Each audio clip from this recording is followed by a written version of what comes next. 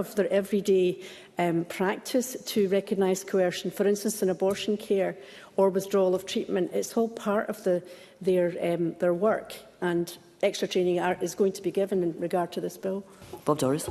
I absolutely do. Thank you for I absolutely do acknowledge that. But I think the complexities at play here when we're talking about assisted dying means that I would not be reassured that that could be done adequately and robustly.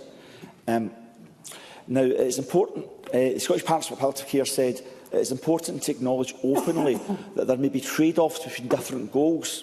For example, maximising choice for some may increase a risk of coercion of vulnerable people and groups, since procedural safeguards are seldom fully effective. They do not believe that all risks can be eliminated. With regard to the inequalities that exist regarding choice, the actual choice that people have, I would ask members to consider the Marie Curie Dying in the Margin study, which has been at the Parliament and debated. I think that study clearly demonstrated the impact of poverty on inappropriate housing and varying levels of support networks, amongst many other things, that impacts on the life experience and choices open to those who have a terminal diagnosis and require palliative and end-of-life support. Presiding Officer, I chair the cross-party group on palliative care in our Parliament. I am confident that access to high-quality and specialist palliative care exists. There can be a good death. However, I am not confident that access to this is consistent or sufficient, including, for example, hospice at home, where we have to do far better. Will I get some time back, Presiding Officer? There's limited time. Dr Gohani. Thank you. I wonder if Bob Doris might acknowledge that even with the best palliative care, people will still be in pain, will still be suffering, and will still be psychologically traumatised. Bob Doris.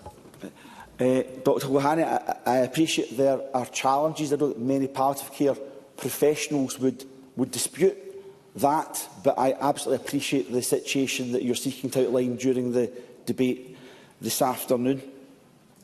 The public funds which support our palliative care sector needs to significantly increase. It is the same elsewhere in the UK. We must make common cause to do so and demonstrate political will. Our hospice sector deserves greater financial sustainability, and we also need greater consistency in how we support those approaching end of life in their home and care at home. Whilst I welcome the increased attention palliative care is receiving, it should not take a bill on assisted dying to garner greater attention. It stands in its own merit, and it hasn't been a priority for this Parliament, I think, across all parties. I am concerned that the Association of Palliative Care Medicine, who surveyed its members, palliative care specialists, found that 86% of respondents stated assisted dying would have a negative impact on services, and 81% considered that assisted dying would negatively impact recruitment to palliative medicine. Presiding Officer, I also have various other concerns, but in the time I have left, I want to talk about how this could fundamentally change the relationship between doctors and patients. Concerned by some that doctors may be under a legal duty, and case law was cited, to proactively raise the subject of assisted dying with eligible patients has been raised. I think that leads to a real dilemma for doctors when terminally ill people ask, have we explored all possible treatment options? What else is there, doctor? How is a clinician supposed to answer? Could it undermine the trust with those clinicians? Would it normalise assisted dying? Is that something we should do? And I suppose we're debating that in Parliament this afternoon. In concluding, Presiding Officer, on balance, and it is on balance, I will not support this bill at stage 1 this evening. I do expect to hear forceful arguments for why we should support it, but I'm not sure we can amend this bill to identify and tackle the underlying inequalities and realities within society. And for me, that is crucial. So as a Parliament, we must reach a decision on balance and whether to proceed with this legislation. And I look forward to hearing further from friends and colleagues on both sides of the debate. Thank you, Mr Doris.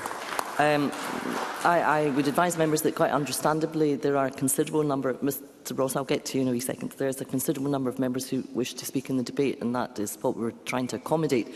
To do that, members have agreed to speak for 5 minutes, up to 5 minutes. So I'll just take the opportunity to put that into the mix at this point. And with that, I call Douglas Ross to be followed by Colin Smith. Mr Ross. Thank you very much, Presiding Officer. I do not support this bill, and I will be voting against it this evening. And I say that as someone who has always been against legislation of this form. But despite that, I've still found this one of the most difficult votes I've had to consider. Because despite my own personal views that haven't changed, because ultimately I will still be voting the same way, I could not fail to be moved by the experiences that have been shared with me by constituents throughout this period. Constituents who have watched loved ones die in pain and just wanted to do something about it. Constituents with terminal illnesses themselves that simply want the opportunity to make their own decision about their own life. And if I've had difficulty with this decision, as someone who has a view on this and had a firm view of it as the legislation started its process, I can only imagine how difficult it has been for our colleagues who have been split on this issue, or indeed our colleagues who I know have taken a different position and will take a different position today than they may have done at the outset of this bill's passage through Parliament. And the closer we got to today's debate and today's vote, the more that has ramped up for me personally, and I know others. I woke up to a headline this morning that said this: MSPs prepare to make crucial life or death decision. And it is as clear as that. What we are deciding today will impact on lives and how people die, one way or the other, whichever side of the argument you are on. But despite how difficult it is for all of us, and how I think our debate has been aided by the balanced nature on both sides, different to previous debates we've had on this issue, I think there are two things that I know for certain today. The first is that not a single one of us will please all of our constituents with our decision today. The country and our own constituencies are divided on this. There may be more people in favour if you look at opinion polls, but they are still divided. But secondly, and I think importantly, I know that every single MSP will make their choice today, having taken this issue into their heart, considered it deeply and personally, and looked at the issue with great integrity, respect, and following a great deal of soul-searching and reflection. And I think that is the least we could do for our constituents, and I think it will show Parliament in a good light today. But I do have concerns about this bill, and I'll go over just some of the issues that I have. First of all, on behalf of disabled constituents who have contacted me, and we've already heard from Jeremy Balfour some of his concerns, and I know Pam Duncan-Glancy has articulated much of this before today's debate and will today. But I do have concerns that many disabled constituents feel this bill could leave them vulnerable and feeling under pressure to take a decision. And a quote that I heard earlier today says this: "The change in the law may, for disabled people, seem more than a right to assisted dying, it becomes a duty." If they feel there is a duty on them to end their life, to help others, that is more than giving them a right. It is putting a huge burden on them. The second is that this could be just the start. As we have seen in almost every other country where this has been introduced, it grows, it gets bigger. The people affected are increased. And I worry if we start this process today, it will simply grow and grow and grow. The other issue I want to focus on, and I'll come to Mr MacArthur in a moment, is this issue on numbers. So in his financial memorandum, he suggests that up to 25 people could take the assisted dying route in year one. When that went to the Finance and Public Administration Committee, they disagreed with it. They looked at international research, they did some scientific studies into this, and they've suggested it could be between 170 to 180 people in year one. And Mr MacArthur's own medical advisory group estimates that it could be between 174 and 580 deaths annually.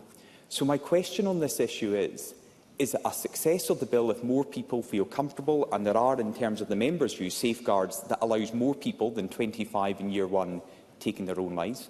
Or is that an indication to us as parliamentarians that it could be major flaws in the legislation, that more people have been able to take their own lives than had been anticipated.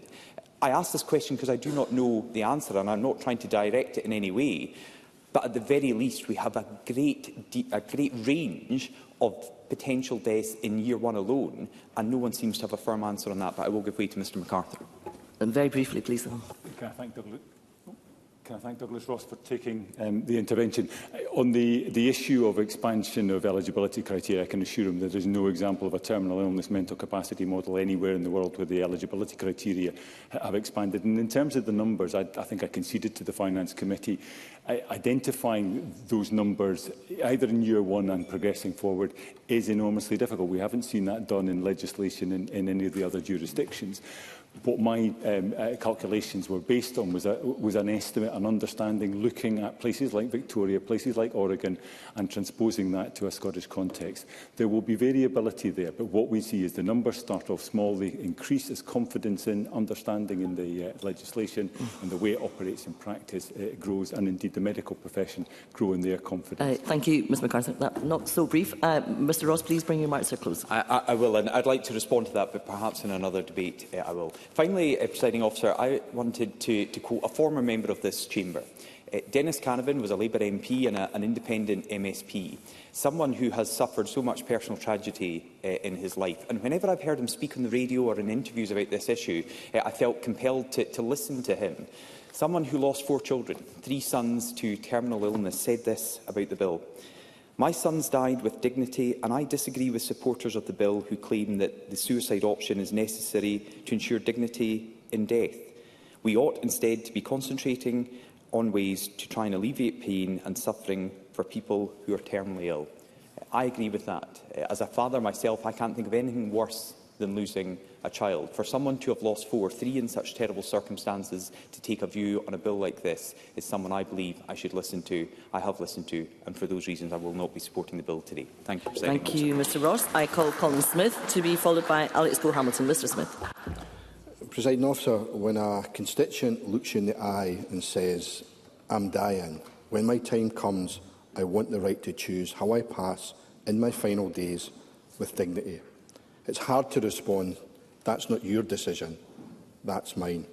I've had many such conversations with many constituents who are dying and who are afraid not of death, but of how they will die. They fear pain, they fear the loss of control, they fear the indignity. They're not suicidal, they are terminally ill and they want to live. But they also want to have a choice of how they die when the time comes. Respecting their dignity, their right to compassion, their ability to make a deeply personal decision is one of the reasons that I do not oppose the principle of the right to choose assisted dying. That principle has become practice for us to learn from in a growing number of nations around the world. And one story that has stayed with me is that of Brittany Maynard. Diagnosed with terminal brain cancer at 29, Brittany left her home in California to move to Oregon, then one of few US states to allow assisted dying. The fact she had to uproot her life and cross a state border to access that right is deeply relevant to us as we consider this bill at a time our colleagues in the UK Parliament consider theirs. Our husband Dan Dias spoke to me and others about how just having the option of assisted dying gave Brittany peace. It let her spend her final days on her terms at home with her loved ones. Her goodbye, he said, was beautiful and peaceful, and her family's grief, though still profound, was made just a little bit more bearable. In the months I've spent reflecting on this bill, I've listened to those with a terminal illness, those whose loved ones have experienced assisted dying, and those whose loved ones, denied that choice, ended their own lives, often alone, traumatically, in fear, without dignity. But I've also heard deeply powerful testimony from those who oppose the bill, not as much the principle, but the practicalities about whether the safeguards are enough to protect the most vulnerable. If this bill progresses today, we must hear those concerns, and Parliament must seek to address them. Starting with the proposed age. 16 is too young, so I welcome Liam MacArthur's commitment to bring forward an amendment to raise the age to 18, and I support calls by children's hospices across Scotland for protections to be extended up to 25. I also have concerns about the definition in the bill of terminal illness. The Health Committee heard strong evidence, including from the Faculty of Advocates, calling for a clearer definition and a time-bound prognosis. I differ from the committee and Liam MacArthur and believe consideration should be given to a 6-month time frame extended to 12 months for neurodegenerative conditions. Without that, we risk including people who are not near the end of life. An issue that was overlooked by the committee is how eligibility affects people in cross-border communities. To qualify, you must have lived in Scotland for 12 months and be registered with a Scottish GP. But I have constituents in South Scotland who are registered with GPs just over the border in England, their nearest practice. I suspect the reverse is also true. When I asked the Scottish Government how many people are in this situation, they didn't know the answer. But one is one too many if someone is excluded from choosing assisted dying just for being registered with a GP across the border from where they live. This needs to be addressed. However, I know that the deepest concerns are about people feeling like a burden or being coerced. Terminal illness takes a huge emotional and financial toll. Too many in Scotland are still forced to sell their homes to pay for care. It's easy to see how someone might feel like a burden and understandable to be concerned about coercion, especially in vulnerable situations like domestic abuse.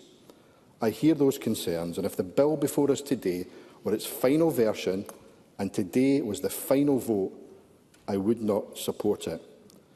But Parliament as a whole has not had the opportunity to seek to address those concerns, to test the arguments, and I would believe that we owe it to our constituents to do so.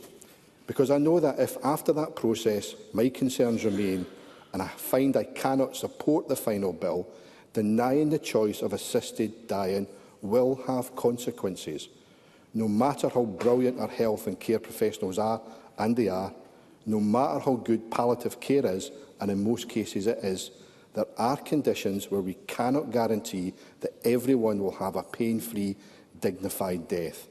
This bill will not mean more people will die, but if we can get it right, it will mean that fewer people will suffer. Thank you, Mr Smith. I call Alex Cole-Hamilton to be followed by Brian Whittle. Mr Cole-Hamilton. Thank you very much, Presiding Officer. And can I congratulate my friend Liam MacArthur and everyone who's worked with him to get us to this point today. I'm very proud to add my voice in support of it. Presiding Officer, in the 1960s, growing up in Canada, my mother had a school friend called Mary. They lost contact, but travel and technology brought them back together many decades later, to the point where, very sadly, in 2019, Mary received a diagnosis that she had a rare incurable brain cancer, glioblastoma. She knew the terrible pathology that disease presented because, very tragically, her husband had died of the same brain cancer just a couple of years previously. She had seen him robbed of his personality, his bodily function, his very sense of identity. So it was immediately clear in her mind that she would not go that same way. And so it was. Within just a few months, she ended her life in the hospice garden, a rooftop in the Vancouver sunshine. And at that moment, my mother and many of her school friends, thousands of miles away, held her in the light of her love as she freed herself from that. Presiding Officer, in this country, in Scotland today, we in this chamber strive to give everyone rights and agency in adult life, except for one part, and that is our departure from it. Too often we see people who have do not resuscitate orders ignored and then find themselves resuscitated. We find a situation where people are asking, actively begging clinicians to die, and yet the law requires that we sustain them to live. And indeed, the only point of mercy that is available to clinicians near the end of life is the removal of sustenance and a lingering death.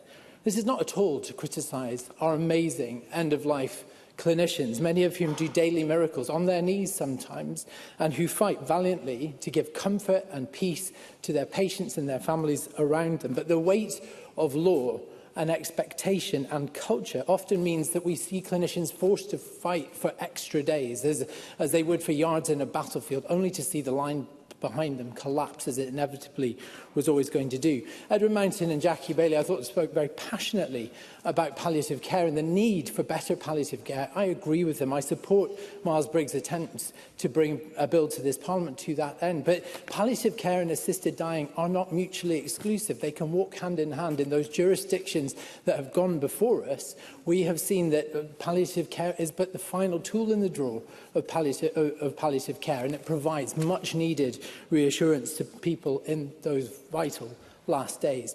I was really struck. I met a palliative care nurse who's been working at end-of-life care for 25 years. I met him on a panel in the Royal College of GPs talking about this very issue, and he told me afterwards he supported Liam's bill, and he did so because in 25 years he had had only 5 patients that had breakthrough pain that he was not able to master. But it was for each of those 5 patients that he supported the efforts from Liam MacArthur to change the law. And I think that speaks, Presiding Officer. I have actually got to make some progress. I recognise time is short. The very few people, Presiding Officer, will actually avail themselves. Statistically, only one of us in this chamber is likely to need it by the end of our lives. And we know that because we are not pioneers in this. 31 jurisdictions have already gone ahead with this law. They have amassed as much as 30 years of best practice that we are leaning into. And I am gratified that Liam has chosen the narrower scope, that terminal diagnosis and mental capacity to make sure that there is no chance of mission creep as we have seen. That pioneer, not being a pioneer in this and resting on that weight of evidence also gives a sufficiency, I think, of academic research that we should legislate here with confidence. We've already heard of the briefing from Professor Ben Colburn, who I think has studied every jurisdiction where assisted dying takes place as it pertains to disability, and he has found this. No people with disabilities are harmed by the change in the law unless they avail themselves of it through the normal processes.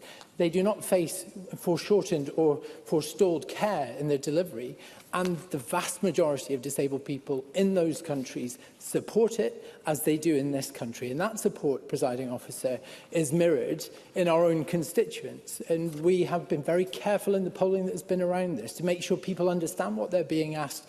And by a country mile, they support the change. And our constituents are telling us that if they get to that point where they are beyond the reach of palliative care, that they want the right to say this far and no further. I will close with the words, Presiding Officer, of the late Archbishop Desmond Tutu, who said near the end of his own life, in reflection of the very sad and overly prolonged passing of Nelson Mandela, he said that for those suffering unbearably and coming to the end of their lives, merely knowing that an assisted death is open to them can provide immeasurable comfort.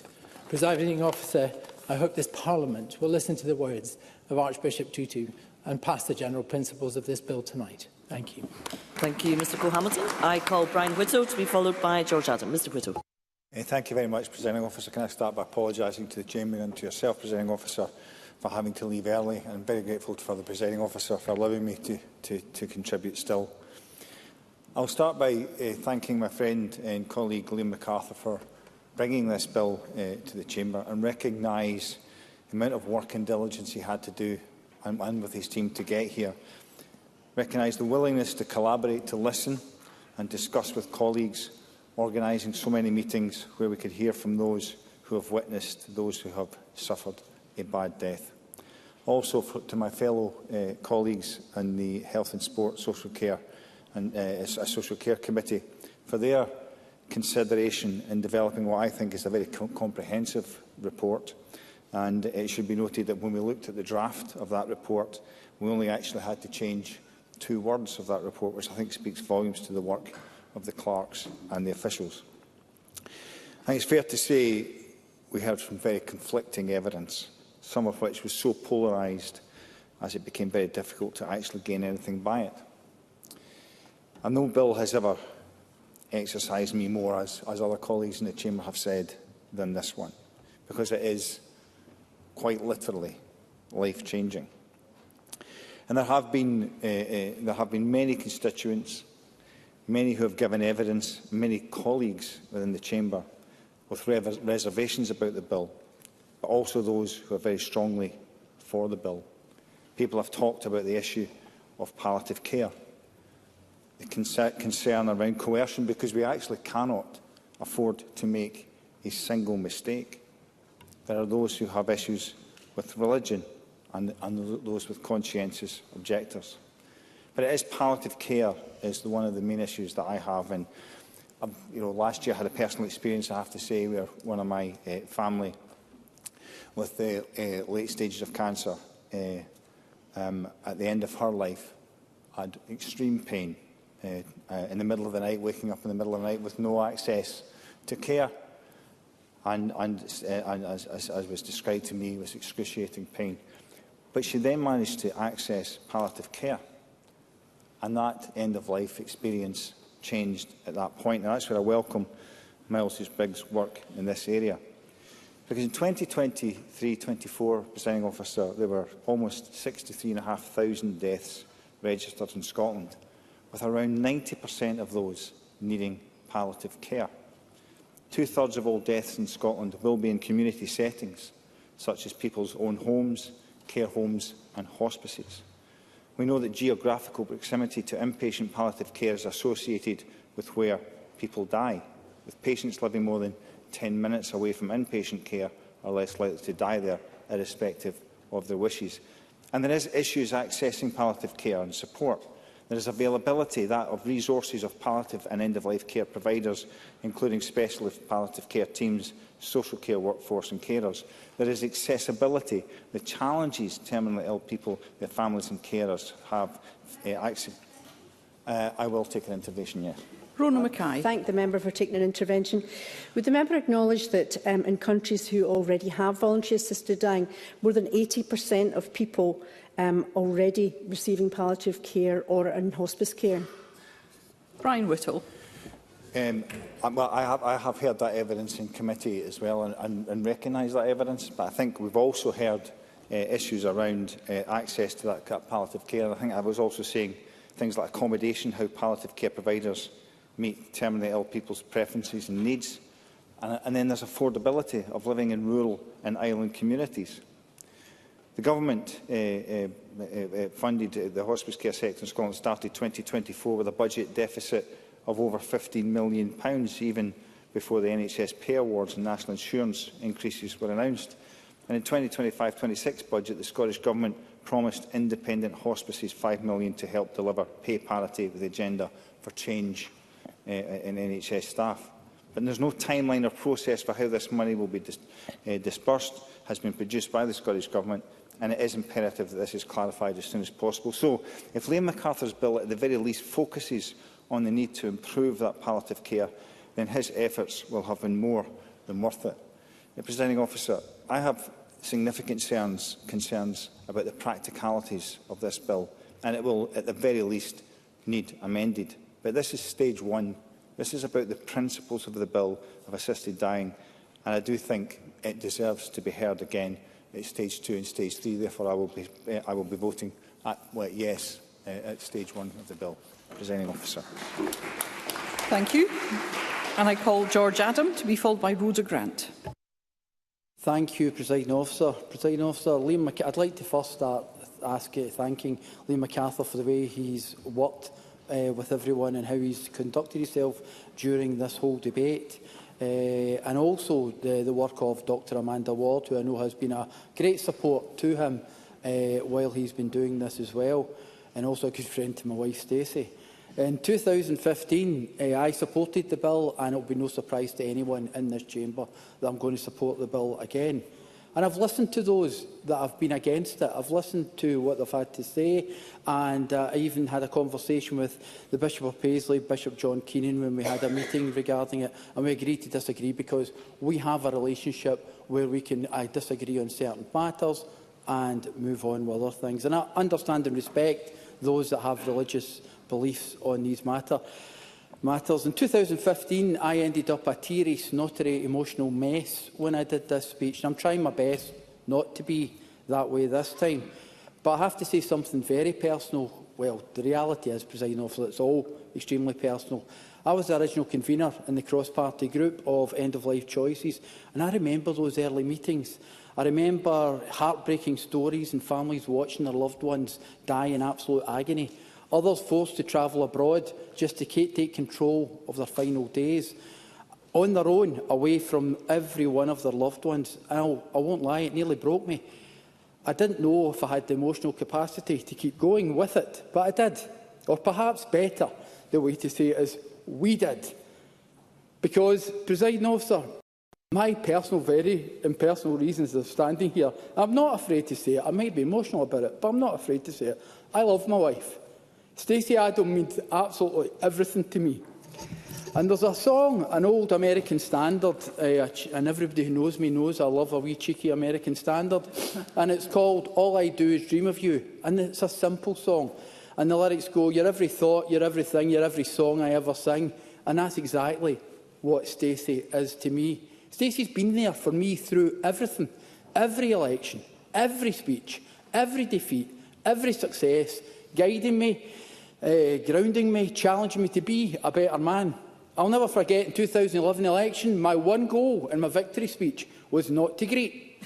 But when it was over, I walked over to Stacey, and ever the showwoman, she stood up from her wheelchair in front of the cameras and grabbed me. I put my head on her shoulder and I wept like a Wayne, to the sounds of camera shutters clicking. But now I'm Paisley's MSP because she believes in me. And many of you know Stacey lives with secondary progressive multiple sclerosis with relapses. What you don't know is she also lives with osteoporosis, asthma and high blood pressure. These don't define her, but they do shape her life, and they shape mine too. It's easy to look at Stacey still working here, still laughing and still driving me bonkers and think she's doing fine. But it's not that simple. MS is progressive. The relapse still come, and each one leaves a mark.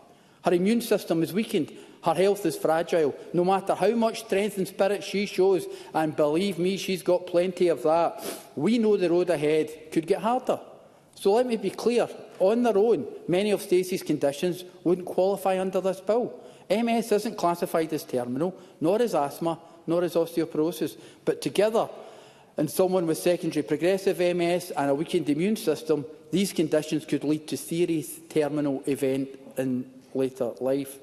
And that's why this bill matters, because it recognises that illness isn't straightforward, that someone can live with chronic conditions for years and then reach a point where death is close and the suffering is great. That's why Stacey and I support Liam MacArthur's bill, not because it's about us now, but because one day it might be.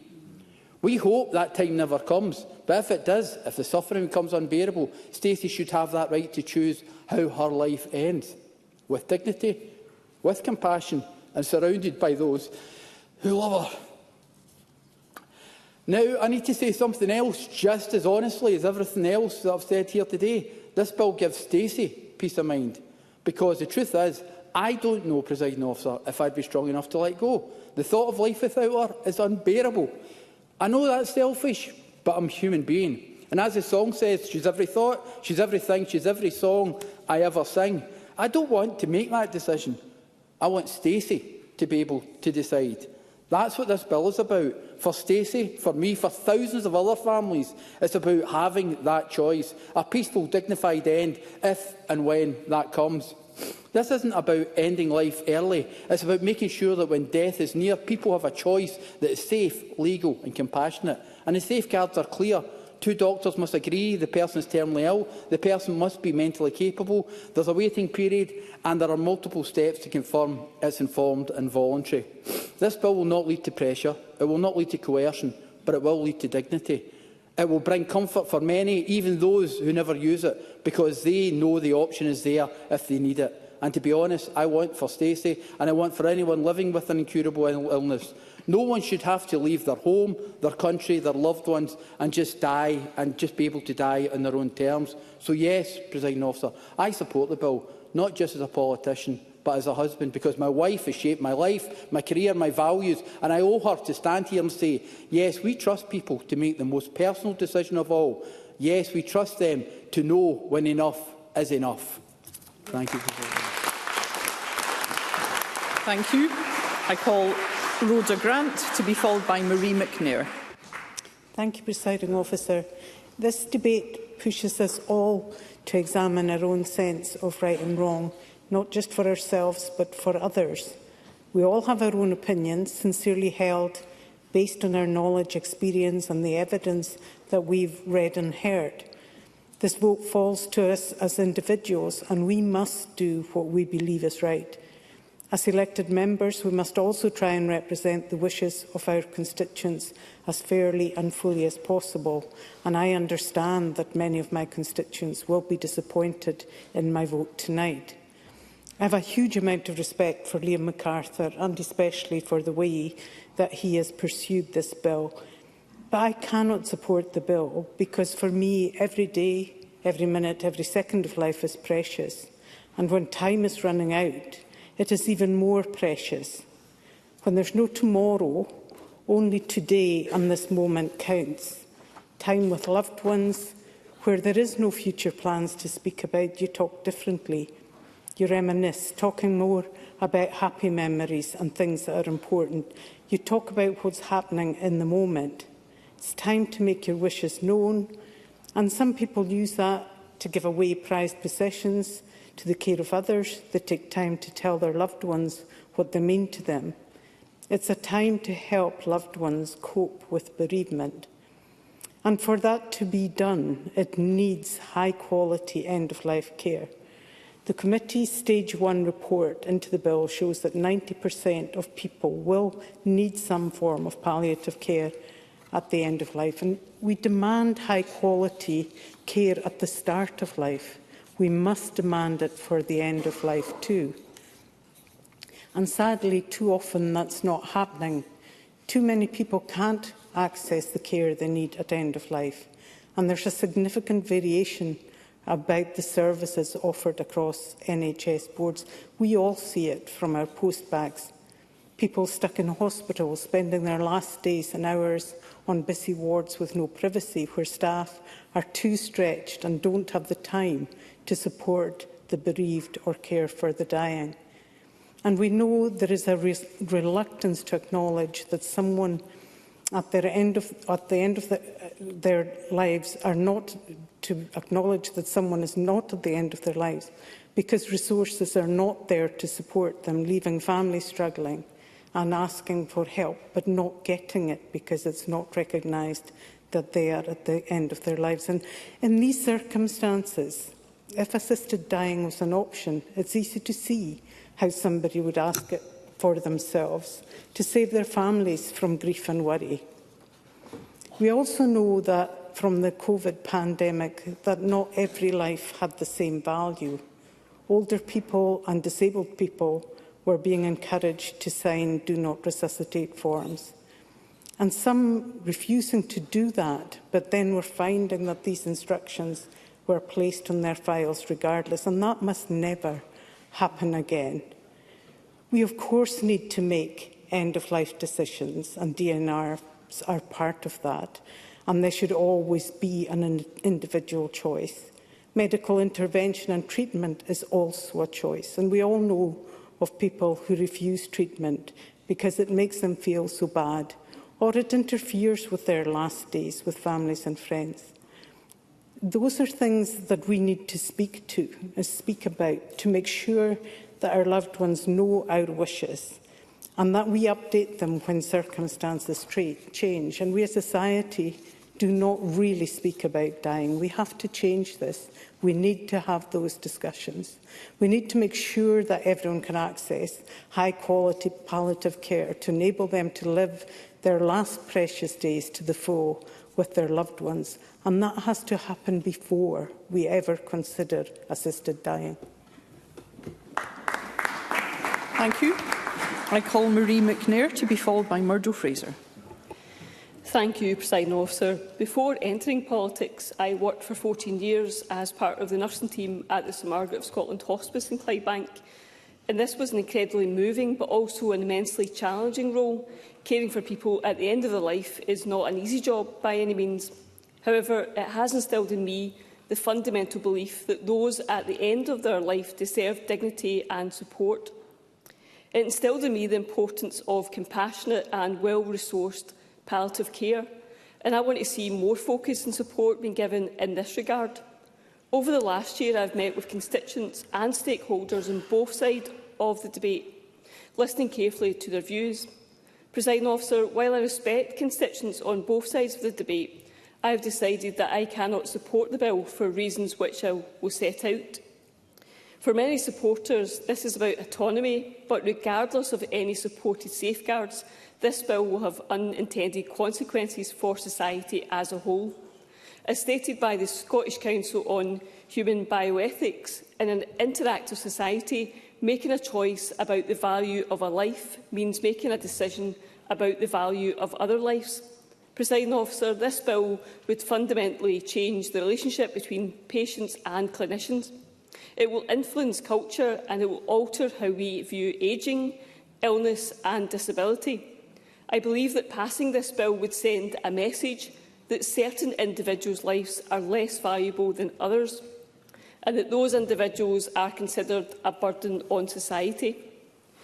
This is a worry articulated by disability organisations who fear that the scope of the bill would quickly be expanded to include those with disabilities within the eligibility criteria, and with this can come coercion. We risk then creating an environment where people feel pressure, however subtle, to choose death to spare others a believed burden of their care.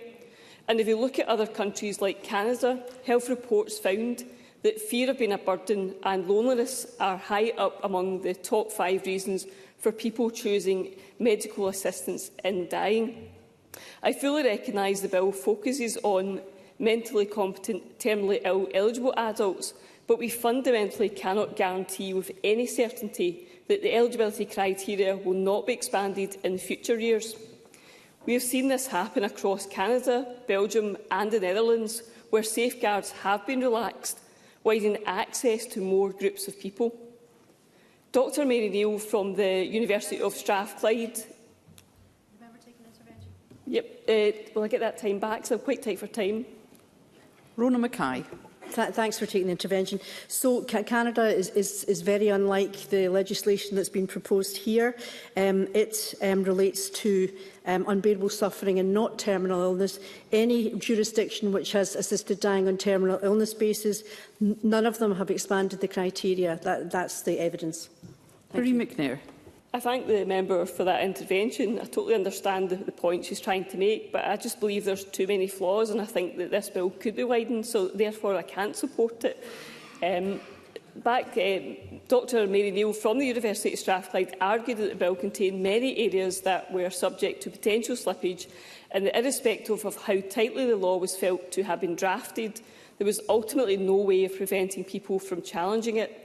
And while the Health, Social Care and Sport Committee has remained neutral, I think it's exceptionally important for members to note that on this point of a slippery slope, the committee stated, and I quote, "The committee acknowledges that, should it become law, there may be a risk of the bill being subject to human rights or other court challenges, and that this would result in eligibility for assisted dying being extended over time. This concern is shared by others, and members will have seen those briefings. The fact that we are unable to guarantee strict safeguards would be kept in place is a huge worry for me. On a final point of concern, Presiding Officer, the definition of terminally ill in this legislation is in and of itself rather broad. And this is a concern noted by many, including the Scottish Partnership for Palliative Care, who said the definition of terminal illness in the bill is not precise enough and could mean that people with years to live are deemed eligible. This will have a real impact. There is concern then that there would be potential for the definition to include a wide range of long-term conditions. Presiding Officer, Liam MacArthur and other supporters have the best intentions with this bill, viewing it as a way to ease suffering, but this legislation opens a door we may not be able to close. We cannot with any great certainty guarantee that safeguards would be kept in place, and that leads us down a very dangerous path of living in a society that devalues the lives of the most vulnerable. Therefore, I cannot support the principles of this bill, and I will vote accordingly. Thank you. Thank you. I call Murdo Fraser to be followed by Maggie Chapman. Thank you, Presiding Officer. Like others in this chamber, I've received a huge volume of correspondence on this issue. Indeed, it's been coming in still in the course of the debate. And I've also met constituents with strong views on both sides of the argument. and with powerful and moving personal stories to tell. And two things have struck me in particular about those who have come to me in support of this legislation based on the experiences with close family members and friends. Firstly, in many such cases, the circumstances they outline, where they watched a loved one die, relate to individuals who would not actually be eligible for assisted dying in terms of the bill before us, because they would fall out with the definition of terminal illness which is specified. And in some cases, those who have spoken to me about this do recognise that, and are quite explicit in that they see the passing of this bill as just the first step. It is the opening of the door towards more widely available assisted dying than we are currently legislating for. And that is the evidence we need, that the slippery slope that Marie McNair has just referred to and is so clearly identified in the excellent Health and Sport Committee report is real. If we pass this bill giving a right in law to assisted dying to one strictly defined set of individuals, then there is no argument in principle against then extending it to include others. It simply becomes then a question of categories. And that is precisely what we have seen in other jurisdictions, most notably Canada. That once legislation for assisted dying exists, there will always be hard cases that make the argument for it to be expanded. And in that respect, yes, I will give way. Daniel Johnson. And I'm very grateful to the member for giving way. And in a sense, I understand the point he's making about the distinction. But if you look at the case of Oregon, which has had legislation for 30 years, it has not moved beyond terminal illness. Likewise, Switzerland, which has had legislation since the 1940s, where it is defined as terminal illness. In those jurisdictions, it hasn't received the expansion that he contends is inevitable. Murdo Fraser. I have to say, I thank Mr Johnson for his intervention. We simply do not know what will happen should we legislate, and that is the risk that is open to us. And the other point I would make is we should not forget the campaign group behind this bill, Dignity in Dying, was until 2006 called the Voluntary Euthanasia Society.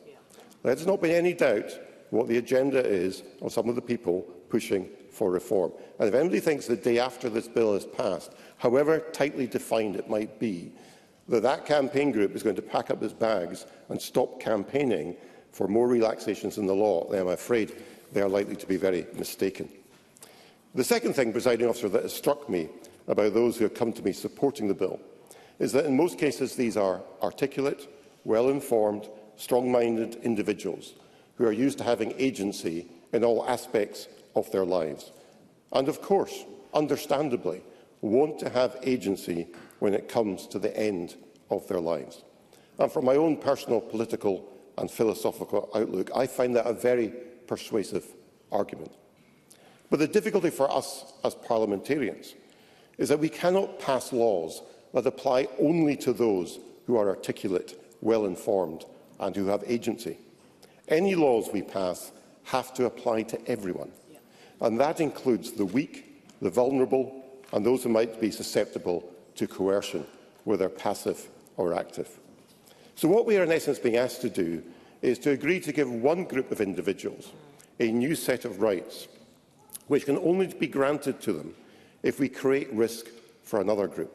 And that second group includes some of the weakest and most vulnerable people in our society. And in my view, that is too high a price for us to pay, even though I have huge sympathy for those who want to have greater control over their lives at the end. Our solemn duty as parliamentarians is not to listen to the loudest voices, to the most articulate, the most empowered, the best funded and slickest campaigns. Our duty is to be a voice for the voiceless, for the weak, the vulnerable, the excluded, those who have no one else to speak up for them. They are the ones who rely upon us to be their sword and their shield, and we should not fail them. Presiding Officer, there is an alternative we've already heard discussed this afternoon. I have watched close family members die in the care of excellent palliative care medical staff and in our hospices, and I cannot praise enough the quality of care in hospices across Scotland. Family members I have seen have had good deaths. Now, I know that is not everyone's experience, but it could be and it should be. And the only thing that prevents that happening is us here. We can choose as parliamentarians to prioritise and properly fund hospices and palliative care to ensure everyone can have a good death. To me, that is a far better option than the one before us today, and one that ensures we are not sacrificing the rights of the weak and the vulnerable. Presiding Officer, I don't believe this bill can be improved in such a way as to eliminate that threat. It is simply too great a risk. So I would urge everyone here to oppose this bill today and instead press for better palliative care as the answer. Thank you. Thank you. I call Maggie Chapman to be followed by Michael Mara. It's an honour to stand and speak in support of this bill this afternoon, which aligns with not only the values of the Scottish Greens, but also with my personal long-standing belief that it represents an important part of a compassionate society. I commend Liam MacArthur for his meticulous and conscientious work, and I thank all those who have brought us to this afternoon's proceedings. As human beings, we have agency and the capacity to exercise moral choice about our lives. And as human beings, we also share vulnerability and needs, including the need for compassion and care. This bill and the issue it brings for our consideration, I believe, help us to exercise our humanity in all those aspects. We are here in many ways because this bill is overwhelmingly what the people of Scotland want. They don't want it because the media tells them so, or because their church supports it. In some cases, quite the opposite. They want it because of their own experiences, because they have seen people they love denied a good death, denied peace of mind, denied the chance to say goodbye. This isn't about choosing between life and death. As Alison Thompson testified to the committee, that choice has already been taken away. It isn't even, for most, the choice between an assisted and what can be called a natural death. End-of-life decisions about sedation, pain relief, sustenance and treatment are made by health professionals every day. They do their best to make the right choices. But what they can't do under the law as it stands is what the patient so often wants, so often begs for, knowing that the time is right for them. That law is cruel, condemning people not only to pain, but often to bitterness, to loss of faith, a sense of betrayal. At best, perhaps, they undergo a sedation so deep that the boundary between life and death is shrouded in mist. Anticipation of that end leads many to horrors, to lonely and furtive attempts to take their own lives, to traumatic discoveries by those who love them. For those who can afford it, the best solution is a bleak journey to a foreign clinic, perhaps months, even years, before they are really ready or want to go. By contrast, where the blanket ban on assisted dying has been lifted, people experience assurance, peace of mind and courage to face the weeks and months ahead. For many people, simply knowing that the end is within their control is enough. They don't, in the end, need to take that assistance. It's time to do this now, long past time. The law as it stands is long outdated, both in terms of medical realities and our understandings of human dignity. We believe, most of us, that people have the right to choose what happens to their bodies. We don't beat children. We don't make people endure forced childbirth. We don't believe that unrelieved pain is a source of moral improvement. And we don't want to see those we love robbed of all that makes them the person that they are, when they themselves recognise that their life is complete. I respect the views of many who oppose this bill. They make important points about structural ableism, about the effects of poverty and exclusion, about the need for much more comprehensive and accessible palliative and social care. These are critical issues. Yes. Jackie Dunbar. For taking an intervention. We've heard today that palliative care should be increased. We should have better palliative care. But would the member agree with me that it's not instead, assisted dying is not instead of palliative care. It's not a either or, it should be and. We should have both decent, good palliative care as well as the right to decide on assisted dying. Maggie Chapman. I thank Jackie Dunbar for that intervention. Absolutely, it should be both. We need palliative care and the options for people to choose their own end. These are critical issues about which we have said and done too little, those issues of palliative and good social care. But they aren't reasons for punishing dying people. The risks of this legislation are hypothetical. The suffering it addresses is present and acute. Palliative care, however skilled and compassionate, cannot always end that suffering. So we do, as Jackie Dunbar says, need both. And that has been so overwhelmingly the view expressed by the hundreds of constituents who have been in touch with me about this. Many have told heartbreaking stories of watching loved ones suffer a bad death. I thank them for sharing their stories and for their care and compassion for others.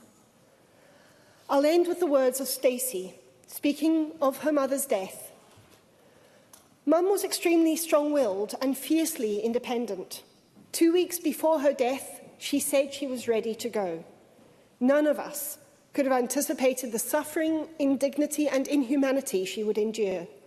She received amazing palliative care, but this did not take away her suffering. My dad and I have PTSD from what we witnessed. I know for certain she would have chosen an assisted death. I wish she had had dignity, comfort and choice. I wish she could have said a proper goodbye. Thank you. Thank you. I call Michael Mara to be followed by Elena Whittam. Thank you, Presiding Officer, and thanks to my friend Liam MacArthur, MSP, who in bringing this bill has given voice to the concerns of a significant number of people across my North East Scotland region. I've met with and corresponded with many families who have sat by loved ones in terrible pain as life ebbed slowly, and by their heartrending accounts, too slowly and with too much pain. I do not regret the proposal of the bill, nor the discussion, which I do believe has been considered and balanced.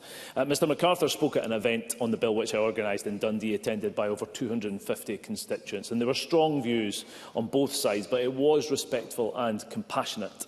Disagreeing well is something we can all improve, and with a proposal such as this that is fundamental to belief systems and challenges some of the underpinning assumptions of our social compact, the consent of the defeated that is only made possible by dialogue is vital.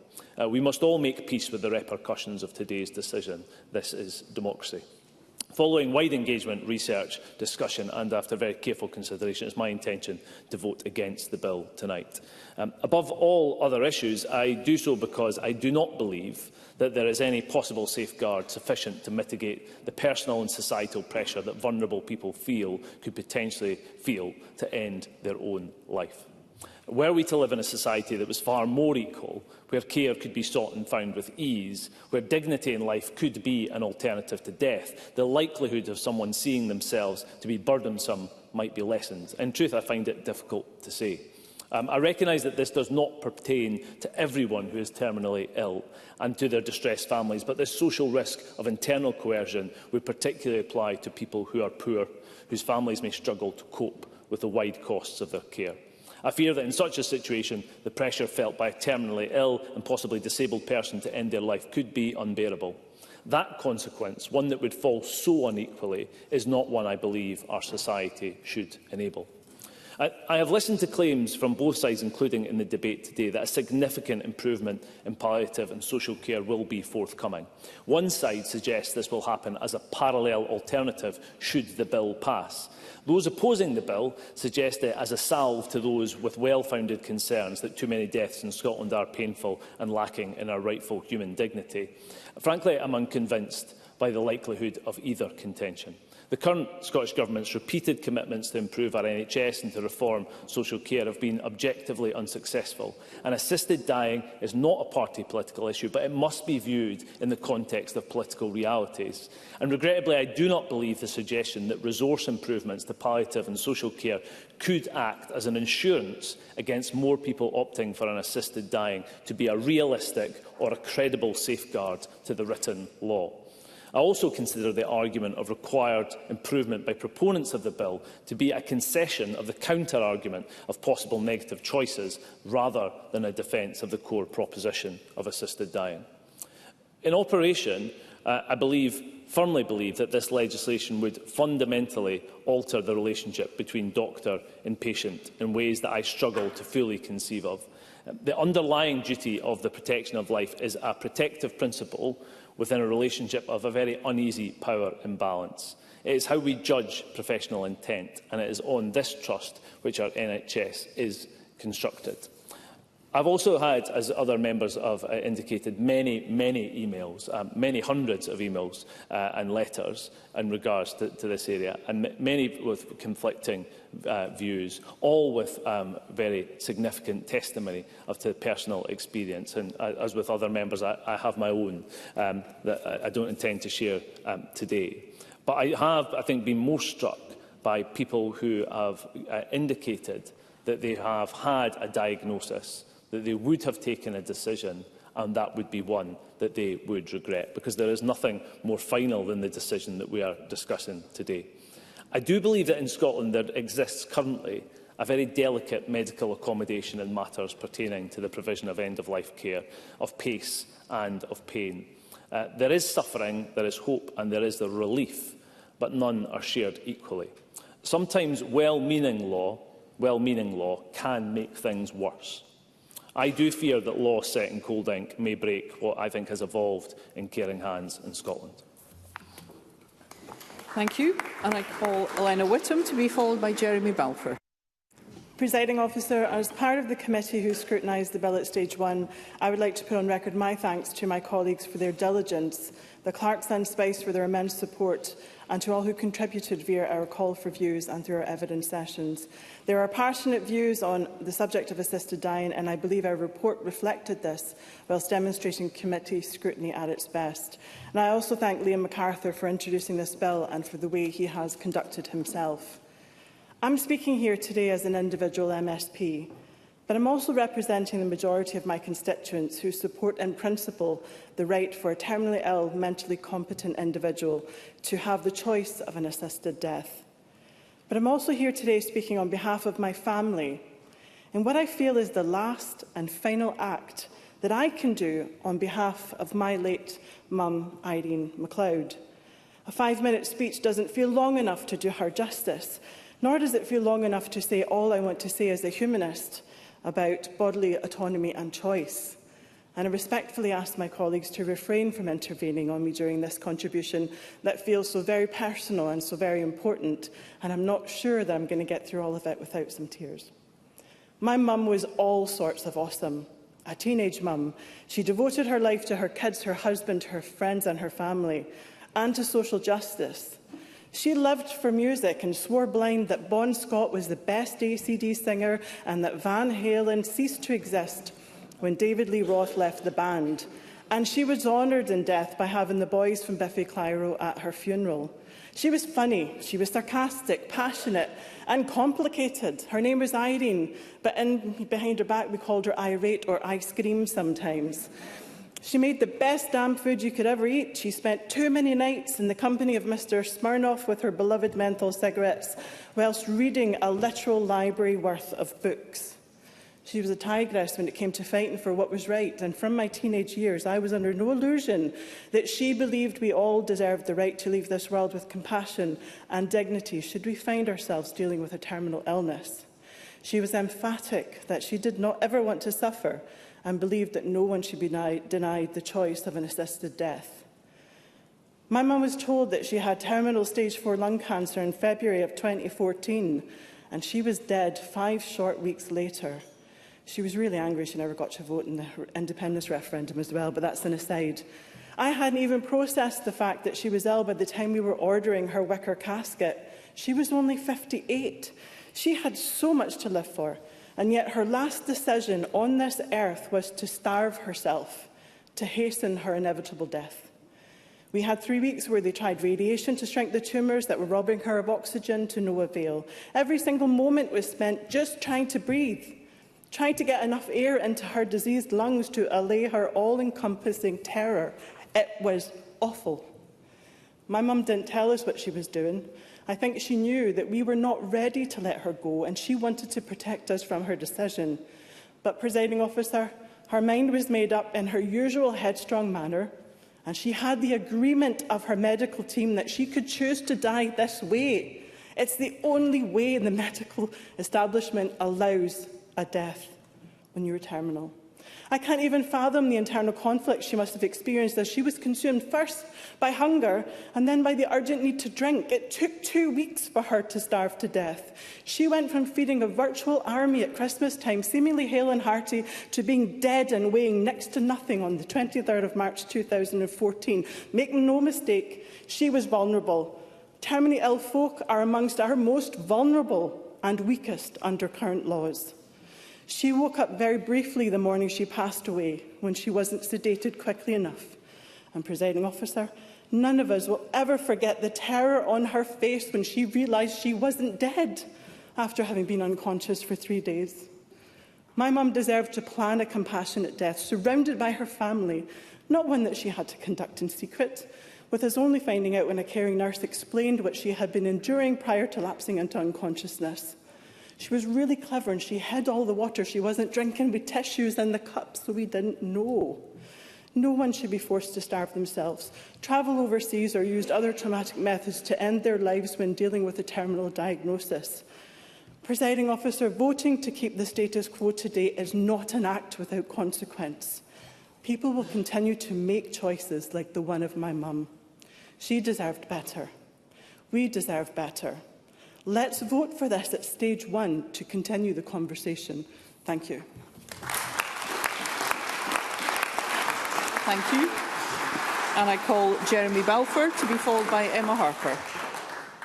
Thank you, Presiding Officer. I want to begin by echoing what other colleagues have already said about the tone of this debate thus far.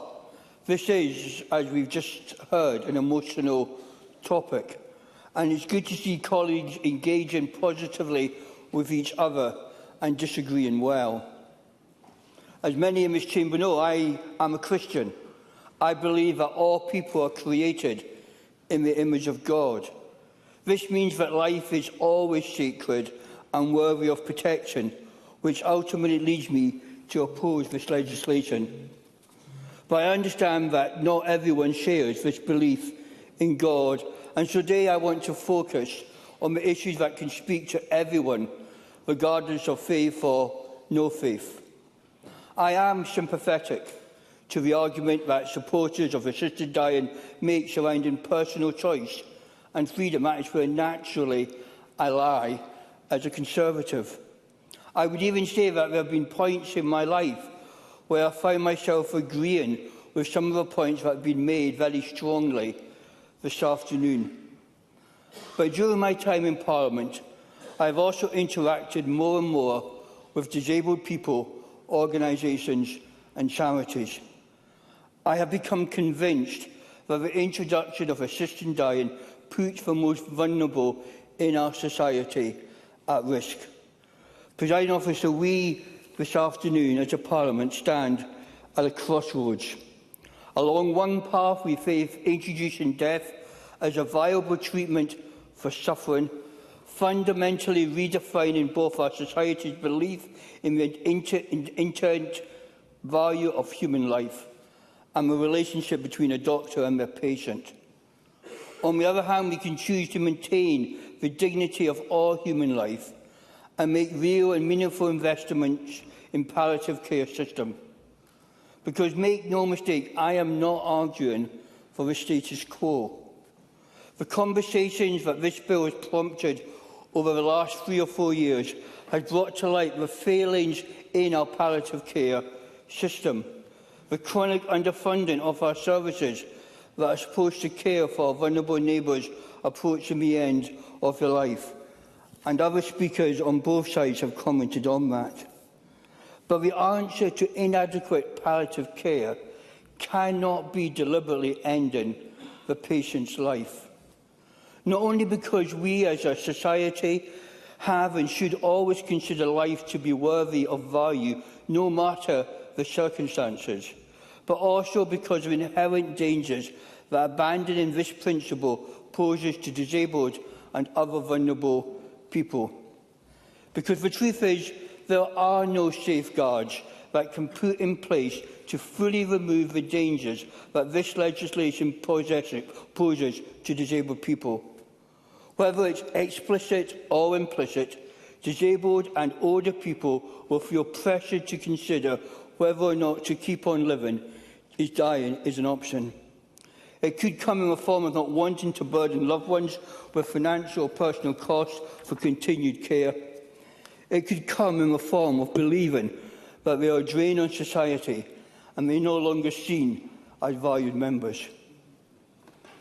Presiding Officer, as I have said previously in this chamber, I'm only here today because someone came this morning to help me shower and dress.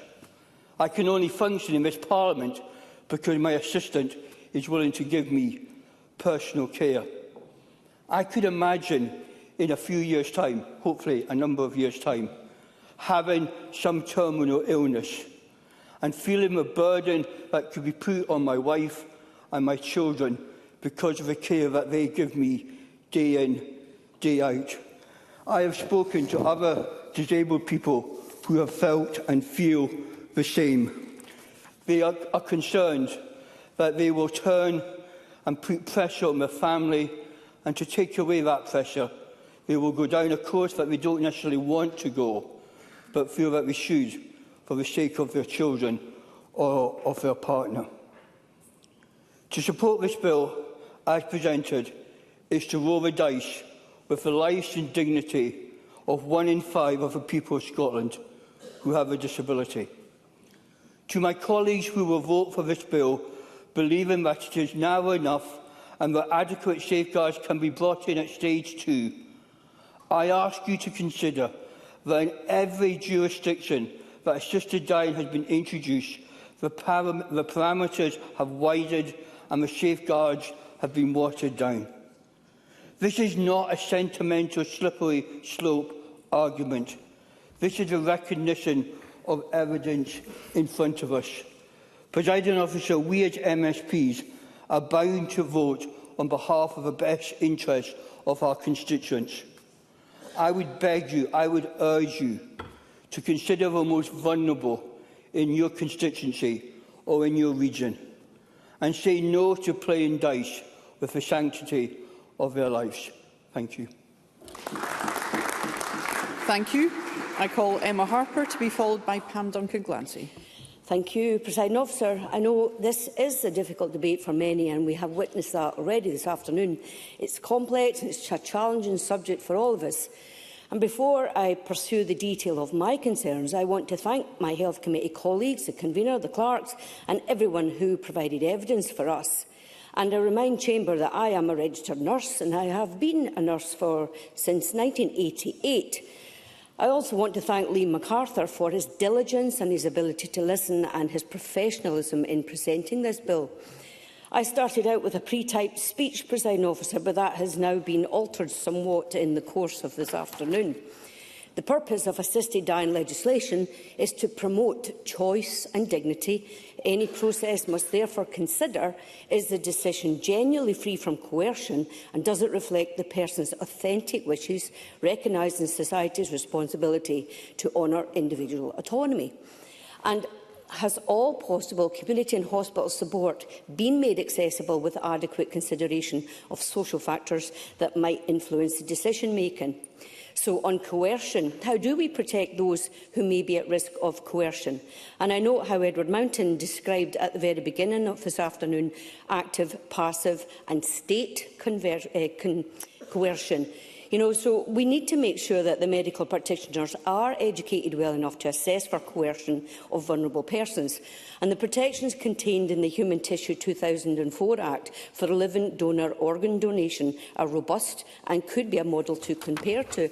And I note what Rona Mackay said about evidence saying that coercion has not occurred elsewhere. And for us in Scotland, though, we do need to support medical professionals who would be assessing persons who have indicated that they seek to pursue assisted dying.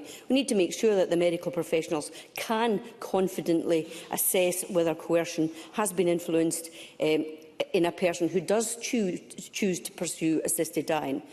And on the issue of opposing assisted dying in favour of support and palliative care, assisted dying should not be seen as opposite to palliative care. Assisted dying should be seen as one choice that people have to face at the end of their lives with compassion, dignity and autonomy. And on conscientious objection, I would want to make sure that healthcare providers, including carers in the community who do object on the grounds of their own personal preference, do, at a minimum, refer persons to a health professional that will engage to address what the person wishes to pursue in terms of assisted dying.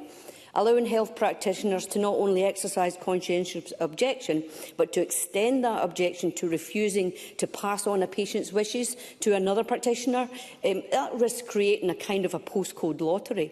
Presiding Officer, evidence to the committee also highlighted the particular challenges in more rural areas, where the provision of GPs and other medical professionals is less in overall comparative numbers than in urban Scotland.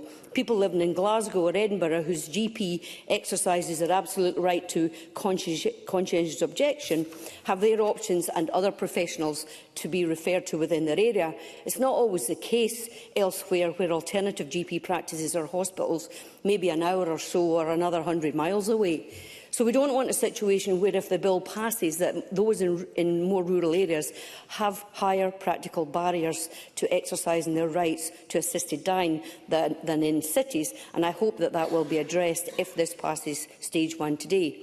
We also heard concerns about those exercising conscientious objection and how this might potentially impact their careers. Professional representatives such as the Royal College of GPs in Scotland and the RCN were clear that staff should not face discrimination of any kind if they choose to exercise their rights under the bill. Lastly, can I thank every constituent who has contacted me about this bill. There have been many personal experiences conveyed, and healthcare professionals' experience when they have contacted me, either in support of or opposing assisted dying, have also expressed their personal experiences, citing the fact that I am still a nurse. Medical science has improved immeasurably over time, including in my 40 years as a nurse. We have a first-rate, world-class medical professionals applying care to their patients, and I want to thank them all. So, Presiding Officer, I am content to support the general principles of this bill at stage 1 today, so that we can continue to probe and debate and engage with each other, so that the concerns that have been raised by members across chamber continues to be addressed as we go down the road. Thank you, Presiding Officer. Thank you. And I call Pam Duncan-Glancy to be followed by Douglas Lumsden. Thank you, Presiding Officer.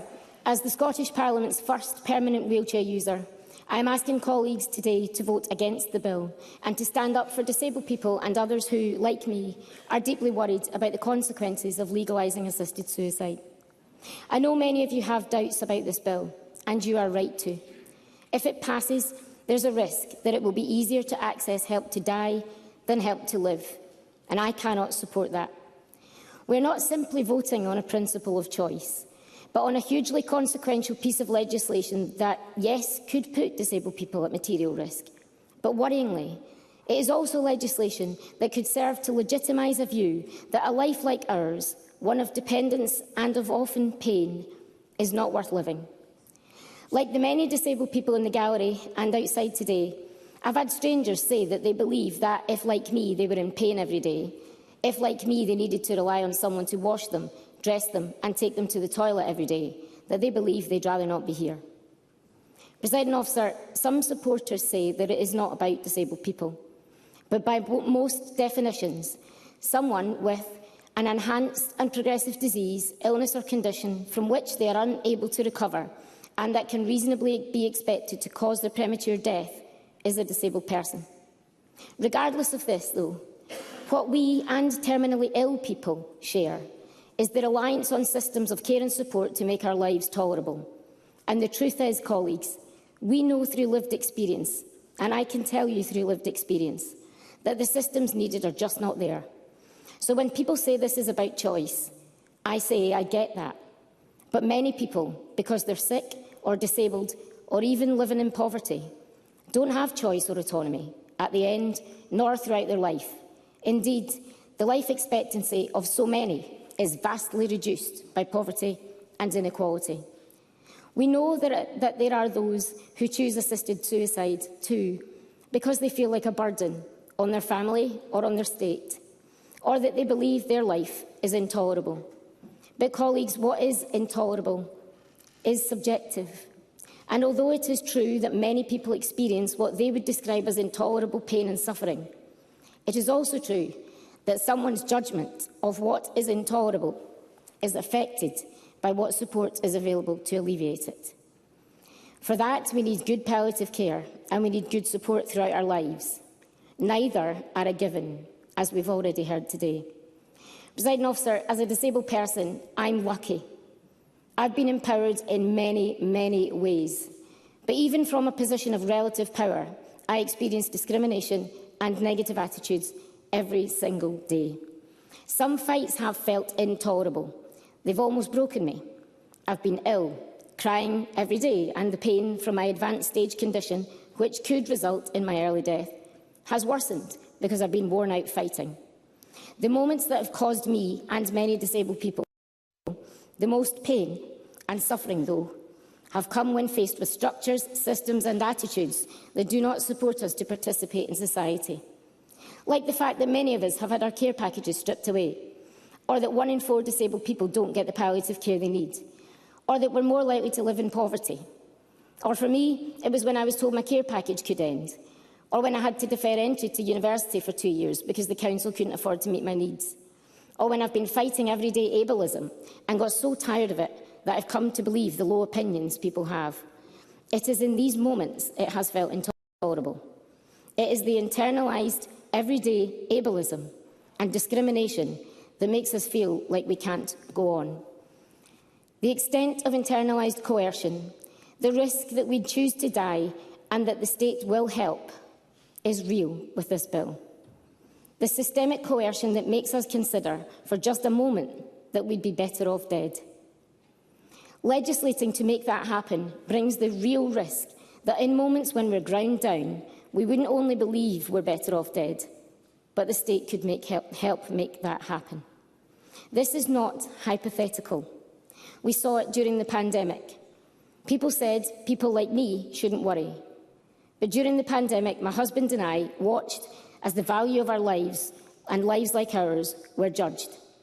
And so scared as we were, we wrote notes to each other to say, "Please resuscitate me." It is inconceivable to suggest that the introduction of assisted suicide is about choice at the end, when so many people do not have choice throughout life. The safeguards are not enough, and we only need to look at the Westminster Bill to see how easily safeguards can be discarded when they encounter reality. Despite disabled people being part of some of the most regulated systems in this country, I can't even book a train without the state asking me why I'm going where. Disabled people are still more likely to experience coercion and gender-based violence. Despite multiple safeguards, regulatory bodies and rules on our lives, in the context of overstretched systems, it's impossible to accept that there could ever be certainty that someone has not been pressured into ending their life prematurely. The bill is the start of a slippery slope. Supporters already say the definition could be broadened. Presiding Officer, today I've only scratched the surface of concerns, but fundamentally, for me, it comes down to this. How can it be possible that people can make a free and equal choice to allow a system that oppresses them so much to also potentially assist them to take their own lives? Colleagues, I ask you to look to the disabled people who watch on from the gallery today and encourage you to think of them when you vote. And I say this, if in doubt, don't. If ever there was a bill that this applied to, it is this one. Presiding Officer, colleagues, rather than legislate to assist to die, let us resolve to legislate to assist people to live. Thank you, Presiding Officer. Thank you.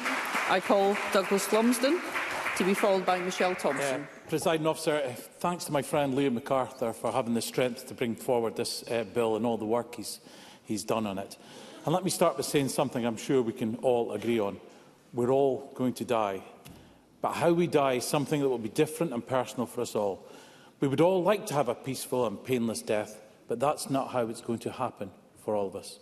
Some of us will pass away in our sleep, but others may spend their last few days or weeks in agony praying for the end to come. And, Presiding Officer, this is about giving people more control over their death, giving them more choice when they are at end of life, giving them choice between different kinds of death. Now, we all have personal stories on why we are supporting or opposed to the bill, and I'm going to briefly talk about mine. Before I was elected as an MSP, I had a friend and mentor who was suffering terribly from breast cancer at the end of her life. I would visit her in her last days, and I could tell how much pain she was in. And she asked me to support assisted dying. She knew it would not help her, but she hated the position that she was in, where her last days of her life were probably the most painful and hated. And people in this situation do have limited choices. Suffering, as my friend had to do, suicide, which would have had dangers of criminalising of anyone that had helped and has the dangers of not working, or Switzerland, which would have meant my friend ending life sooner than she wanted to, potentially criminalising anyone that helped her and would have cost thousands of pounds. So where is the equality in that? Those who can afford it have access to assisted dying, but those who do not have to suffer or break the law. Presiding Officer, we have to remember that today is stage 1 of the bill, and this is not like other bills where parties are whipped. This bill cannot and will not be railroaded through. But if you believe in the general principle of providing dignity and choice to those at the final stages of their life, then I urge colleagues to support the bill today. This will allow us to amend the bill where required, as recommended by the Health Committee, and then at stage 3, vote on what is then in front of us. This is how Parliament should work. This is the process to allow us to have robust legislation in place. Yeah, I'll take that into account. I think the member is absolutely right. We do need robust legislation, but many constituents have got in touch and said, look, there's lots of well-intentioned legislation that's come out of this place, but ultimately hasn't been in the ideal form. It's had unintended consequences. Can the member reassure colleagues that that won't happen this time? Because I think it's a real fear. Dr Thompson. I thank my colleague for the intervention. I think where this differs is that it is not a whipped vote. And the whole point of this place is to legislate and to make laws. It's done that successfully before, and I don't think we should be scared. We must have faith in this Parliament that it can do what it's meant to. I think, we have a job that we were elected to do also.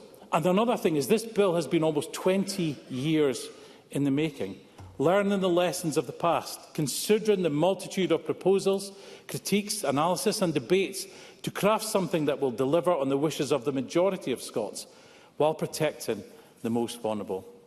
Now, personally, I don't think I would be ever able to go through with assisted dying. I think I would always want to live as long as possible. But I have never experienced the pain and suffering that some people are enduring. But I would like to have that choice. And this is about giving people choices. I don't think it's my place or right to tell another human being that their suffering is just the way it has to be, that their excruciating pain is not that bad. In any other circumstance, forcing another individual to endure horrendous pain and suffering would be inhumane, torturous, and in all likelihood criminal. We must, and I implore you all to do so, consider the human factor, because right now the status quo is cruel, dangerous, and offers no one the choice of a dignified and peaceful death. Assisted dying has worked in many other countries. Now is the time to see the best of what this Parliament can do. An assisted dying law would not mean more people die, it would mean fewer people suffer. If you agree with the majority of constituents on the principle of assisted dying, vote for the bill at stage 1 and let's all work together to improve the bill as it progresses through the stages. And, Presiding Officer, on the mace in front of us all is the word compassion. Let us show that we have that compassion. Thank you, Presiding Officer. Thank you, Mr Lumsden. I now call Michelle Thompson to be followed by Liz Smith. Ms Thompson. Thank you, Presiding Officer. This is arguably the most important debate we will all participate in during this parliamentary term, and I thank Liam MacArthur and all members for their contribution thus far. Members will be aware of my interest in ethics, and I'm grateful to Richard Huxtable for setting out an ethical approach to this matter. He notes that some believe the law should reflect that choice matters, suffering matters and consistency matters, while others of the opposing views simply state life matters. In his essay in the book The Reality of Assisted Dying, he sets out a proposed pathway which is slow, cautious, signposts choices, checks the perimeters and leaves no one behind. I think this is a sensible approach for us all. The first point I will make is about harm. To do nothing is causing harm. To do something may also cause harm. There is no vote that can guarantee there will be no harm done. A vote against assisted dying will mean many people will continue to die a slow, lingering death with, as they see it, no quality of life. They will be condemned to suffer at the behest of society, regardless of how good palliative care is. A vote for assisted dying will mean some people are likely to have died prematurely and at worst feel compelled to make this choice because of external pressure from whatever quarter. Yes? Jamie Green. Can I thank the member for taking intervention? I'm not sure there are any people left in this chamber who are yet to decide on their vote. I'm certainly still one of them. But one of the things that's really struck me over the course of this debate is this idea of choice. The reality is at the moment the choice for medically assisted death does exist, but only if you can afford it. And that's something that we're going to have to reconcile today. Michelle Thompson. I completely agree, and I think setting out some of these considerations is what I'm trying to do. We've already heard much about safeguarding, be it for disabled people, coercion or the aged. This consideration is of course necessary, and we've not always focused on safeguarding in the way we should have done for other bills. We too have heard some deeply personal stories of suffering, and I'm sympathetic too to all of this, having seen my mother die of breast cancer. But we are first and foremost legislators. This place must be relevant, and many Scots are calling for this bill to be given a fair hearing. Now, in preparation for this, I revisited some of the Westminster debate from when I was a member there, in particular the compelling and passionate speech of Dr Philippa Whitford. She, as a valued colleague and a breast surgeon over many years, spoke movingly of her experience over decades of palliative care. But we know that palliative care cannot address all suffering. So this is indeed about choices. Not about the choice to die, for this is removed, but a choice about how you die. It's about allowing people choices over the manner of their death, giving agency and choice to them. Now, we've heard much talk of a slippery slope. This almost suggests an impending moral breakdown or a threat to civilised society.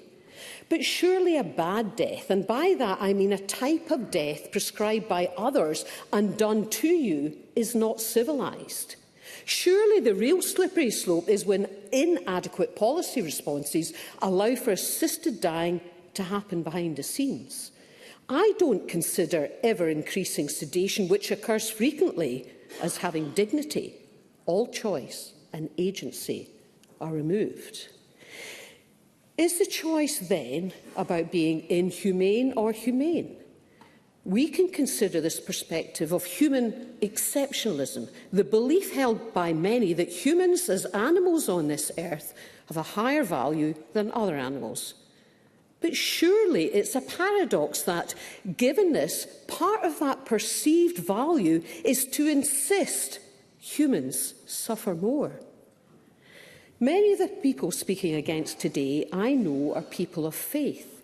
Historically, many religions see suffering, death and dying as a way to seek or confirm spirituality. Jesus himself was required to choose suffering. But what of the vast majority of society who reject religion? We are now majority secular society. Our outlook is ever-changing. The Hippocratic Oath set out the long-standing approach of the medical profession. Yet this too has evolved. The original Hippocratic Oath notes that doctors should not cause abortion. Yet people mostly now accept the right of people to choose this path and the right of medical practitioners to carry it out. So on balance, all things considered, I will vote yes at this stage 1. I too have concerns that I want to see addressed in stages 2 and in stages 3. But we have to have a proper debate. Adding my voice, adding your voice to allow it to pass at stage 1 will do that. Thank you. Thank you, Ms Thompson. I now call Liz Smith to be followed by Monica Lennon. Ms Smith. Thank you, Presiding Officer. And I think it's on these occasions when the matter under consideration is so challenged by complex ethical, moral, legal and practical questions that the Scottish Parliament is at its very best. And I think we've heard some very powerful speeches this afternoon to confirm that. And that is because for free votes, the increasingly fractious politics of this chamber can rightly be put aside.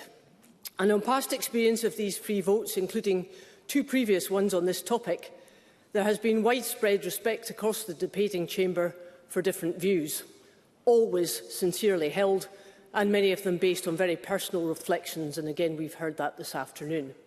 And I certainly want to pay tribute to the member for the very respectful manner in which he has introduced the bill and for taking time to speak to so many colleagues, myself included. And that, Presiding Officer, is how it should be, because I come to this debate conflicted, understanding several of the key points raised by those who support assisted dying based on my family experience, but also understanding the case against. And it's a debate in which, over my 2 decades in Parliament, I have become more and more interested, and as such I hope much better informed, given all the reading that I have undertaken on the subject and having listened to the many hundreds, indeed thousands, of constituents who have been in touch, and I want to thank all of them. But there is one particular aspect of this debate which troubles me a great deal, and that's the main reason why I will vote against the motion this evening, and that relates to the protection of our most vulnerable constituents. Now, I sympathise with those who tell us that this debate is all about free will and the right to choose. But that free will and the right to choose can never exist in a vacuum. They are contingent upon other factors, free from pressure and free from coercion, and death, whether assisted or not, affects the rights of other people too. And I raise that because these issues have been a very substantial part of the concern for so many people who oppose assisted dying, including many within the disability and vulnerable groups who believe that the bill would put too much pressure on them. And I understand what they are saying. As MSPs, we deal with very vulnerable constituents all of the time, and I hope I have personally and professionally learned a very great deal from that experience. As a result, I really do worry about the implications for coercive situations within families who put pressure on vulnerable relatives to end their lives, perhaps for financial reasons, particularly in an ever more difficult fiscal climate, or for reasons which suit their own circumstances rather than those of the patient. For me, society must surely ensure that there is a respect for the sanctity of life, and that must include the medical profession's commitment to saving lives. Now, I note that the medical profession is also conflicted on the issue of assisted dying. Indeed, the BMA changed its position from against to being one of neutrality. But I worry about a situation where we hand the ultimate power to doctors. And as Rhoda Grant rightly pointed out, she said that we had recent concerns concerning the Do Not Resuscitate order. So I don't think it is too difficult to see how voluntary action could lead to involuntary action. Then there is the issue about constantly improving medicine. The fact that all the time more and more successful treatments are being discovered, including some for diseases that were previously thought to be terminal. And that's not unrelated to the arguments about widening the eligibility criteria, because witness what has happened in Canada. And I note that the lead committee worried about the broad definition of terminally ill, believing that it could potentially include those who might well live much longer. Finally, Presiding Officer, having read extensively about what has been happening in other countries where assisted dying has been legal, having sat through the evidence presented to the Finance Committee when the member presented his financial memorandum, and of course, like other colleagues, having watched with great interest the debate at Westminster, a bill which has seen the emergence of more flaws in the proposed legislation, I am not persuaded of the safeguards. And that's the reason why the lead committee, I think, found it impossible to come to satisfactory conclusions, most especially that there was no clarity about who would opt for an assisted death. Presiding Officer, I mentioned at the start that this is both a very complex and emotive debate, deserving much more parliamentary time than is afforded today.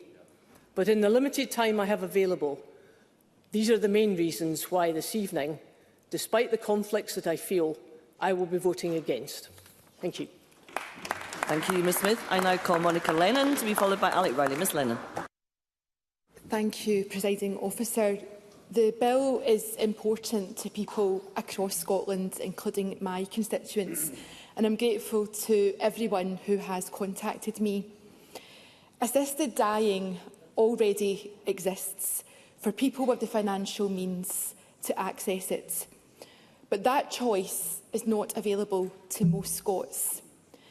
Denied access to safe and legal assisted dying, hundreds of terminally ill people in the UK end their own lives each year, and many more attempting to do so.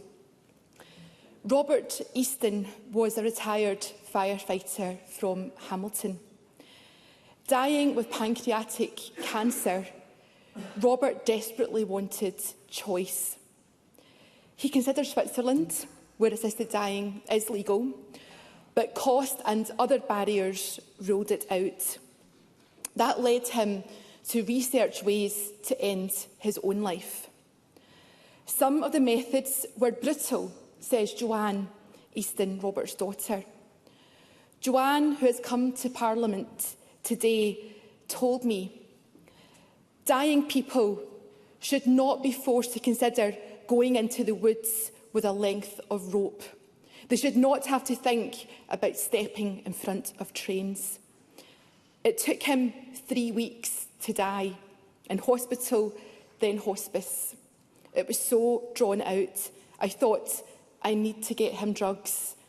I would have done anything for him, but it was too risky. I didn't know what would happen. I was moved to learn that before he died, Robert sold his motorbike and gave the money to the hospice. His story, like this bill, is not palliative care versus assisted dying. It's about choice, dignity and person-centred care at the end of life.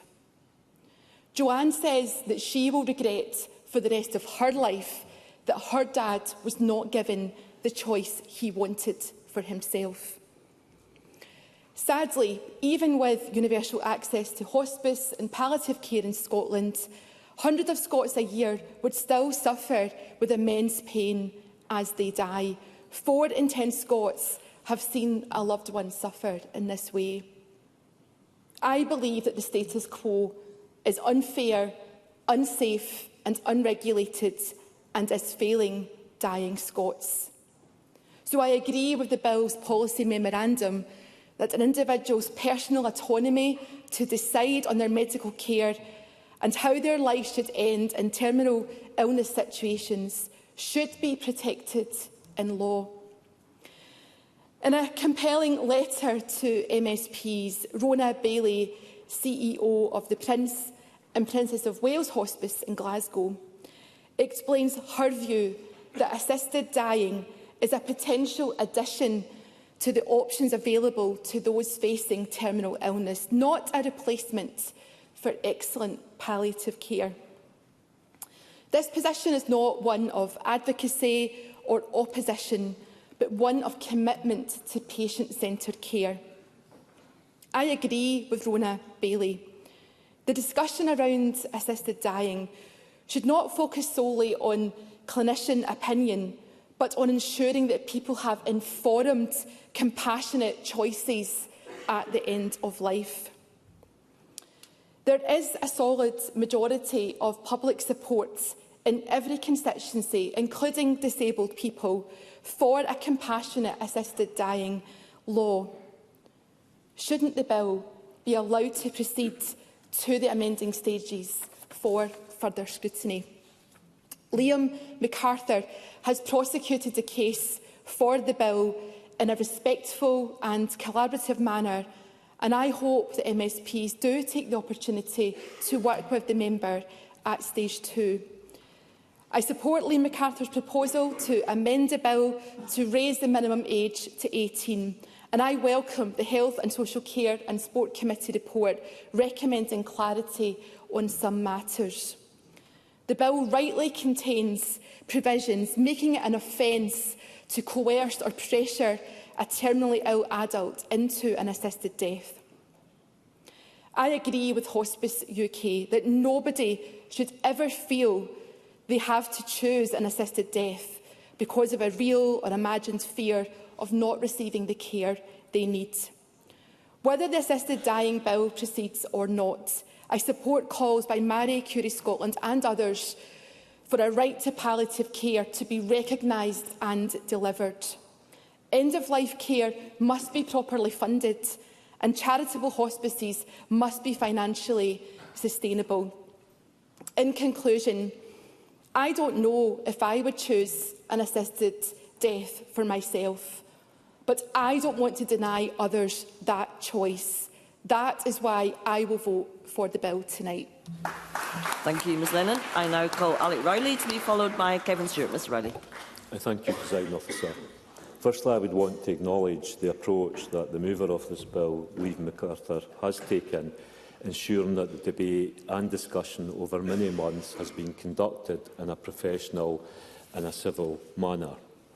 The volume of correspondence, certainly, that I have received, I think, is greater than I've ever received for any legislation going through this Parliament.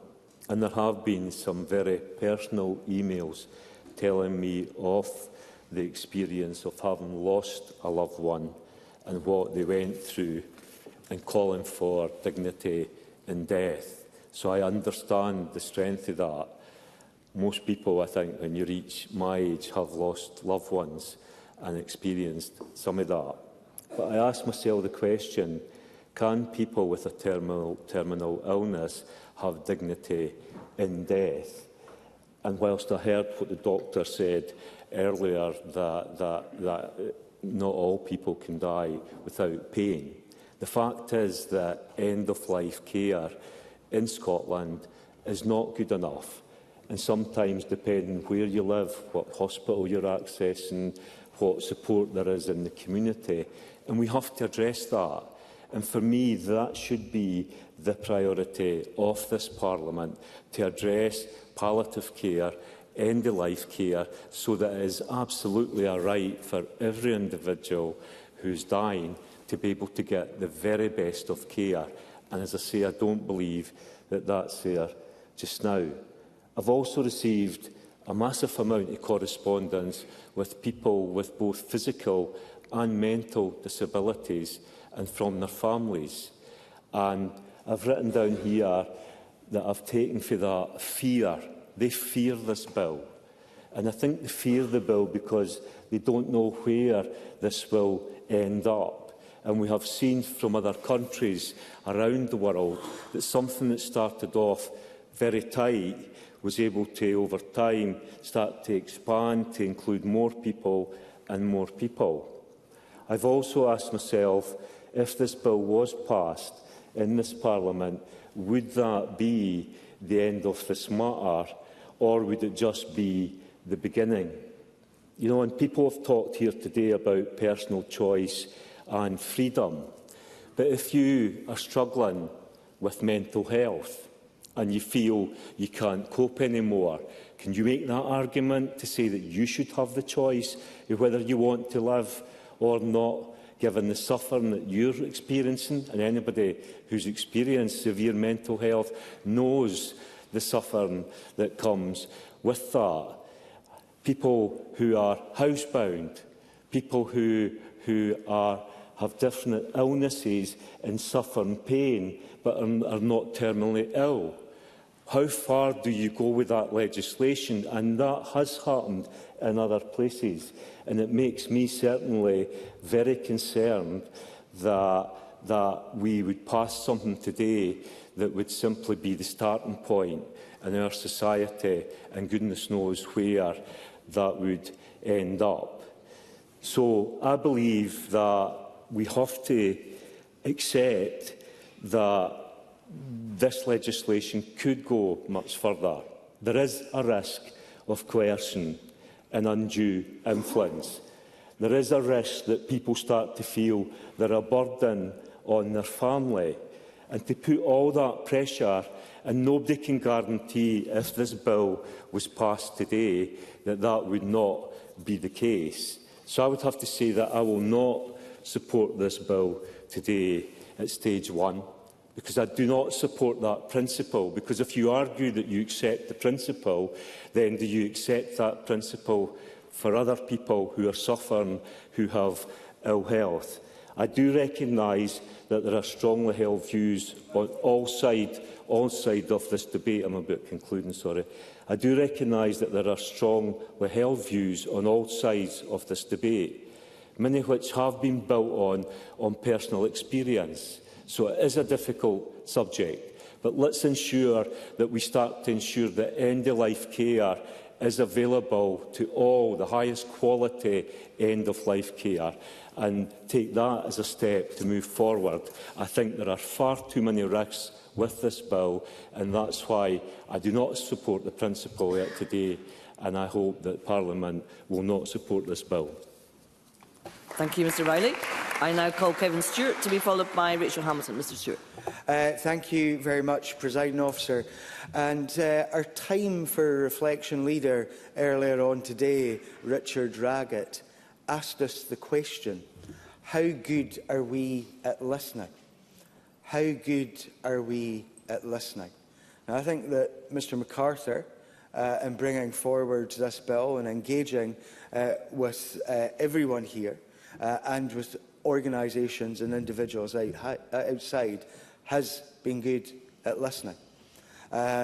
This debate today has been respectful and considered because we have listened to one another. And in terms of the constituents who have contacted me or who I have spoken and listened to, again, I think that there has been respect and consideration. And I've heard from a lot of people, Presiding Officer, from folk in the medical workforce who are for and against this bill, people of faith who are for and against this bill, people with terminal illnesses, some of whom are for and some of whom are against this bill. And also I've heard from people who were in favour of the previous bill, but who are not in favour now, and folk who were against the previous bill who are in favour now. And I think that we need to continue to listen as we move forward. I'm very proud, Presiding Officer, that we use in this Parliament on a regular basis the 3 words dignity, fairness and respect. Those 3 words first went on the statute book as part of an amendment that I put forward to the Scottish Welfare Fund Bill some years ago. And in terms of what we are discussing, do people have dignity, fairness and respect at certain points in their life? Now, we've heard from a number of speakers, Dr Gohani, Mr Lumsden, Ms Lennon, that fairness, it doesn't exist here. Because if you are rich, you have a choice. You can go and fly to Switzerland. You can go to a clinic there. But the ordinary Joe and Josephine does not have that choice, does not have that fairness. And in terms of respect, surely we should respect the wishes of those people who are terminally ill, who want to end their life in a dignified manner. And that's where the dignity comes into play. But also, fairness, dignity and respect needs to come into play in life in general. And I've listened very carefully to some folks who are in opposition to this bill today, who have asked and put forward pertinent points. Ms Duncan Glancy talked about choice in life, and I want everyone to have choice in life, but I also want folk to have choice at the end of life. And I recognise that there are folk in our society who have their choices restricted. And I think we need to look at a number of other issues which are out with the scope of this bill in order that we get this right. Because some of the choices that disabled people don't have at this moment are down to the fact of social security cuts, more coming down the line, and the fact that we have not got national care standards, which I would like to see across the board. And we must get that right for people. There's also been a lot of discussion today about palliative care. And many folk have said that the two things are not in conflict. Assisted dying and palliative care are not in conflict with one another. And I agree with those points. But I think, again, during the course of the debate this afternoon, where many of us will still, I'm sure, be hearing from constituents as this debate progresses, the question has been asked of me, why do you not debate palliative care more often in the place that you serve? And I think that that is a very good question and that we need to ensure that we resolve that. In 2015, Presiding Officer, in that debate, I said at that point that the bill is far from perfect. And in my opinion, there is much room for improvement to ensure that all possible safeguards are in place. Those words stand here. I recognise that Liam MacArthur has worked very hard on this bill, but even he will recognise that it is not perfect and that we will have to work together to make sure that as we move forward, we get a bill that works for all. Presiding Officer, today I will support the general principles of the bill because I believe in choice could I please at ask the you end to of conclude? life. Thank you. But that does not mean to say that I will not play my part in the scrutiny as it goes forward. Thank you, Mr Stewart. We are getting close to the point where there's no time in hand. Just want to ensure every member gets a fair shot. I now call Rachel Hamilton to be followed by John Mason. Ms Hamilton.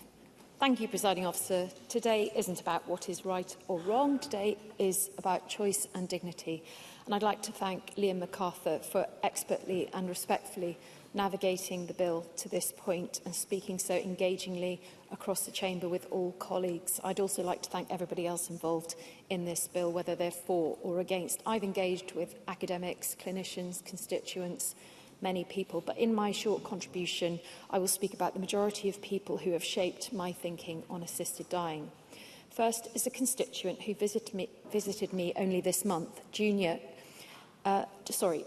is a senior nurse and midwife and nurse teacher for 40 years. And some of what I'm about to share is distressing, but Judith wanted me to share her words. She said, "I've witnessed many times end-of-life suffering. Not all pain and awful symptoms can be controlled. My late husband, a retired GP, died as I nursed him at home with his pain not fully under control. My sister, who died of cancer aged 45, attempted to take control by placing a plastic bag over her head. She was transferred from a hospice under a section to an acute psychiatric ward. We were both traumatised by these events. I need assisted dying for myself to feel much less anxious about the future and to have that freedom of choice. I would be concerned I could resort to an unsafe option." Second is Richard Selly, the former head of Loreto Junior School, diagnosed with MND in 2015. Richard's health declined quickly and he lost the ability to walk, talk and swallow. And in September 2019, Richard, his wife Elaine and his brother travelled to Dignitas to end his life through assisted dying. And some MSPs will remember a video from Richard Selly urging us to support the legislation that we have before us today.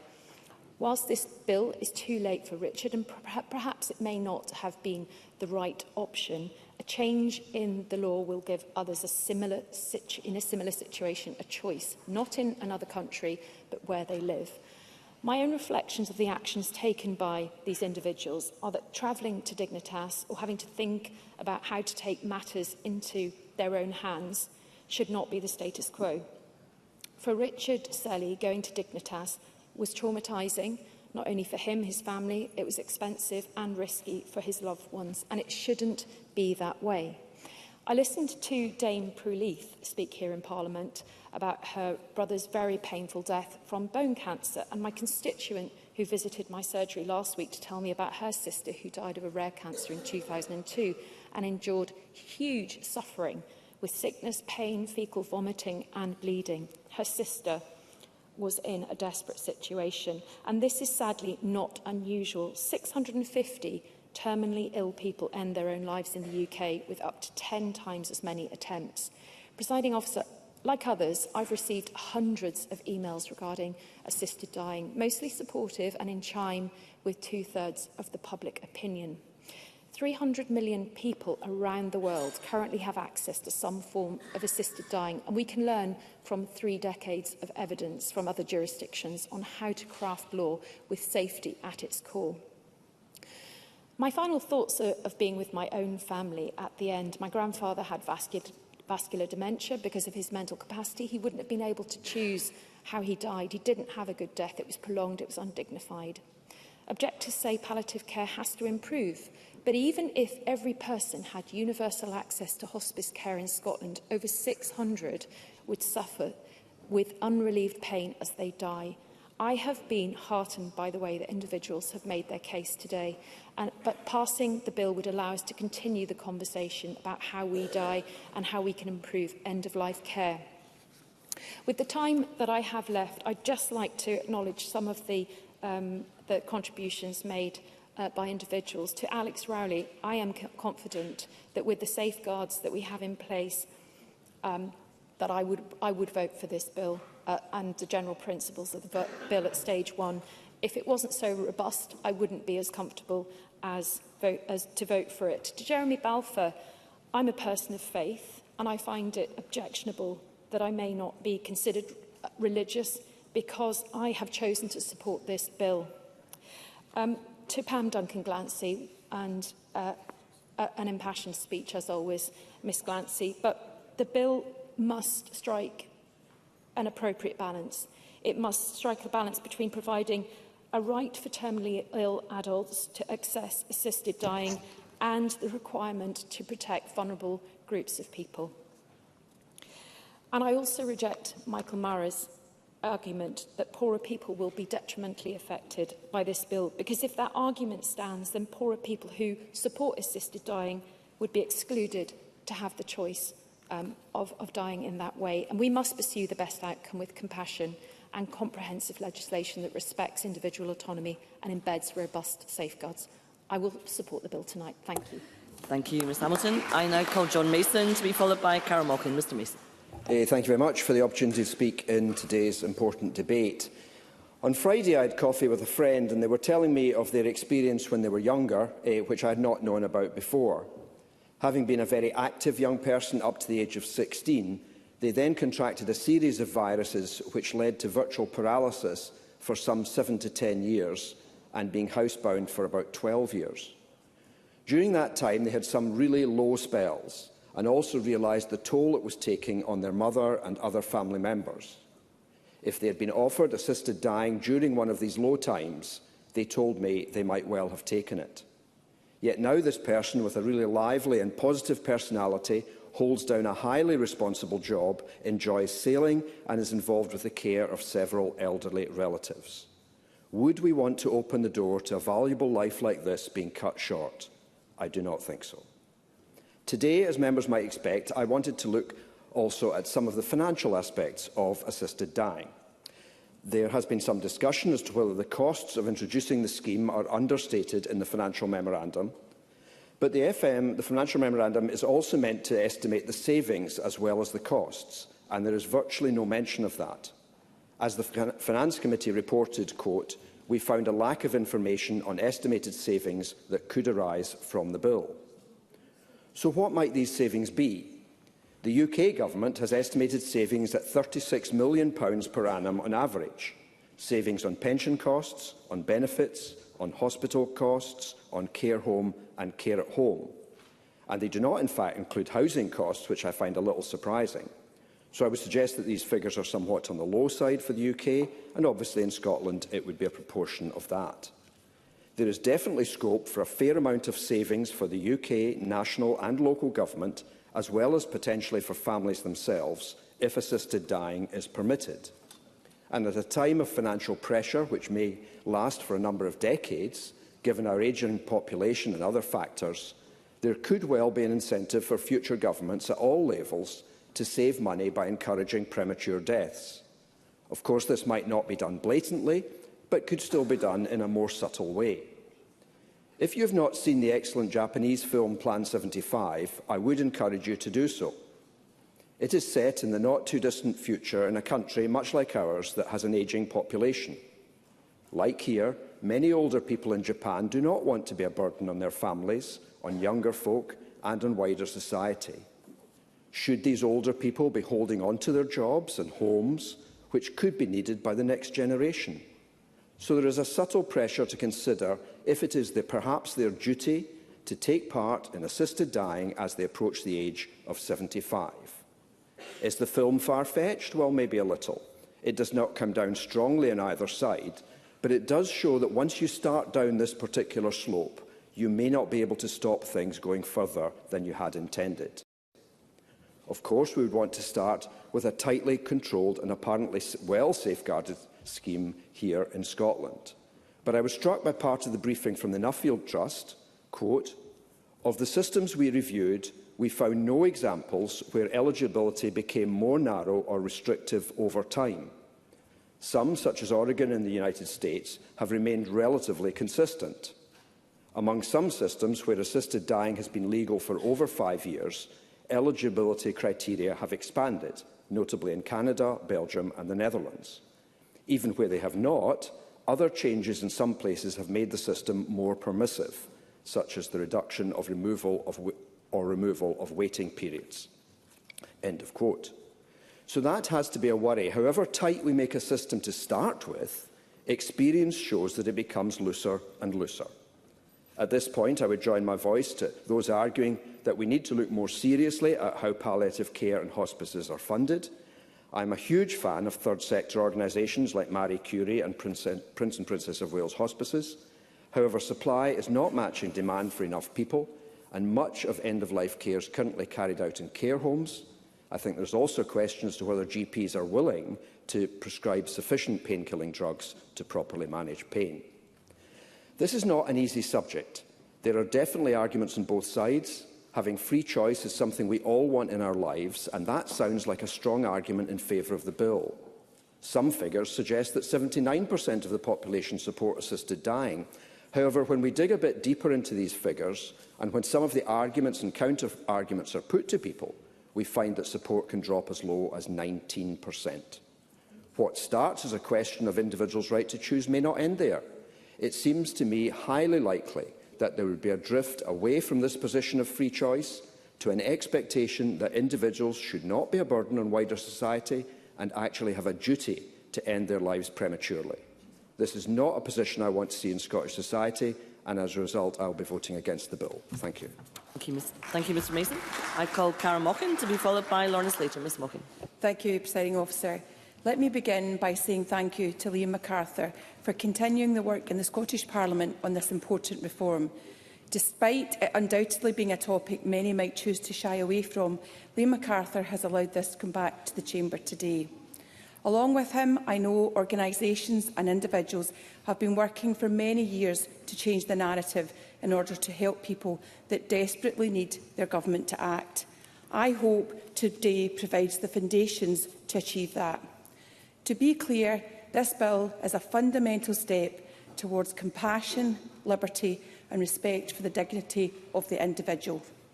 With proper revision and attention to the many details raised by professionals and advocacy groups, we can secure a historic piece of legislation at the end of this process. Doing so, we would deliver the kind of forward-thinking and truly generous use of power this Parliament was built to secure.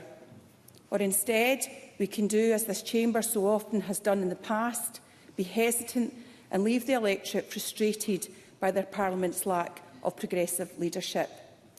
We know the list of countries and states that have already introduced legislation to this effect or are in the process of doing so is growing every month, and this includes my colleague Kim Ledbetter's bill at Westminster. As parliamentarians in Scotland, are we going to simply ignore the groundswell of public opinion towards such a reform? I truly hope not. I believe that we need this legislation, and to once again turn our back on compassion and choice would be a grave mistake driven by fear. I know many of the members here believe in the principle but are apprehensive about the implementation. How will it work in practice? Presiding Officer, I worked in healthcare, I have worked with clinicians, I have worked with patients, and every day clinicians make assessments and patients make decisions about how their treatment will be managed. Sometimes these decisions are straightforward and sometimes they are difficult and complex. Our constituents are clinicians and patients, and they know that healthcare should be compassionate and about choice. People support the principles of this bill, and it is our job to get the balance of this legislation right. Dignity for Dying conducted the largest poll in Scotland on this issue in 2024 and found that there was a majority in favour of introducing assisted dying legislation in every single constituency in Scotland. I believe this change is inevitable, and in this Parliament we should put our efforts into making sure our constituents have robust legislation to ensure its safe delivery. We should be in politics to shift power away from the centre and to empower the individuals who have put their trust in us. What right do we have to sit in judgment and tell a person they must struggle on in pain, powerless? After all, in practice, forms of assistance already exist here in Scotland. Care is often omitted because nothing further can be done. These are serious and well-considered decisions taken by experts in conjunction with patients and their families. There is nothing flippant about it. It happens every day. Why should that be the case, yet a person who honestly tells us they wish to be in control of an unwinnable, intolerable struggle be ignored? Worse still, there are Scots that are being forced to travel abroad without their family around them in order to end their lives, isolated from all loved ones in order to die far away from home. I want us to help. As parliamentarians, we must have the strength to get this legislation right. Compassion and fairness is important in life, and it is important that the same compassion and fairness is available to those with a terminal illness as they approach their death. I accept that the bill must contain safeguards against coercion, the worry about lack of service and support for staff. Scrutiny of the bill has allowed the concerns to be aired, and Liam MacArthur, in my view, has shown great determination to ensure compassion and choice, along with a clear commitment to safeguards, be addressed as the bill progresses. Finally, Presiding Officer, can I say that we are legislators. Our decisions today will have profound ramifications for many individuals. If we do not pass this bill, there will be serious consequences for many people who have difficult days and years ahead. We need to give people every choice available to them, and we must seek to diminish pain and suffering where we can. This is the humane thing to do. It is the right thing to do, and that is why I will be supporting the bill tonight. Thank you, President. Thank you, Ms Morgan. I call Lorna Slater to be followed by Michael Matheson. Ms Slater. The Scottish Greens elected to the Scottish Parliament in 2021 stood on the manifesto pledge to introduce safe and compassionate laws that allow terminally ill adults the right to an assisted death when the time is right for them. I am speaking in support of the bill before us at Stage 1 today because I believe this bill does that. For me, support for assisted dying comes from a profound belief in bodily autonomy, the choice about what happens to our bodies. It comes from a place of compassion and a desire to alleviate suffering. While I am able to consent, no one has the right to tell me what to do with my body. The fear of potentially being trapped, suffering, whether it is in pain, struggling to breathe, unable to eat or experience pleasure, being forced to exist in a collapsing mind while my body carries on, and those who love me are forced to witness my suffering, makes me want to have this choice. The decision to end one's life prematurely in order to avoid suffering and experience a good death is only a choice if we also have excellent palliative care. This is not an either-or situation. Unless excellent palliative care is in place, we cannot be said to have a legitimate choice. I support all calls from across the Chamber for the universal availability of comprehensive, properly resourced and compassionate palliative care. I am content that this bill differs from the one that was introduced in England, in particular with respect to the life expectancy time limitation in that bill. That someone who is expected to be suffering for longer than 6 months and who might lose their capacity to be able to make the choice to end that suffering might therefore miss out on the option to access assisted dying and be condemned to suffer for longer both terrifies and horrifies me. As an autistic person, I am slightly concerned about how caveats around mental illness may be interpreted. I would not want to be excluded from accessing assisted dying because of my autism. I hope and expect that autistic people are included in discussions at all stages of this debate. It is absolutely right that we learn from other countries in implementing this law. There are now decades of data to tell us what works in terms of protecting people from coercion, and what safeguards need to be in place to ensure that it is the person themselves who is defining suffering, that able-bodied people are not projecting suffering onto disabled people in such a way that anyone is pressured into something that they are not choosing. Blocking this legislation could mean inflicting months or years of suffering on those who do not want it, who would choose to avoid it. Blocking this legislation is not the right answer to preventing coercion or to ensure full regard for the rights of disabled people. The right answer is to ensure robust, human rights-based safeguards for everyone. For me, this debate is much like that around abortion. If you don't agree with abortion, don't have one, but don't remove the choice from others. You aren't going to have to experience the ramifications of the choice that you are taking away from them. It is their right to choose for themselves. It is all of our right to choose. And that means that this Parliament should support terminally ill adults' right to choose an assisted death when the time is right for them. Thank you, Presiding Officer. Thank you, Mr. Leader. I call Michael Matheson to be followed by Christine Grape. Mr. Matheson. Thank you, Deputy Presiding Officer. Unlike others in the Chamber, can I compliment Liam McCarthy on the way in which he has progressed his bill on what is a hugely sensitive issue. And I'm also very grateful to the Health Committee for their detailed report, and having served on the first Parliament end-of-life bill committees, I know how complex this issue is and the challenges that go with that. Like all members in this chamber, I share the deep concern experienced by people who are dying and the fear associated with it. And in my own contribution, I in no way wish to minimise that anxiety or that fear, which, like many in this chamber, I have personal experience of in my family. But I'm also conscious that there are many people whose voices we cannot hear in this debate. People who would be vulnerable to the consequences of the incredibly significant change this bill would bring about. If the challenge is to provide better end-of-life care I believe we can do much more by investing in better pain management and therapies that will minimise the suffering that can be experienced at the end of life.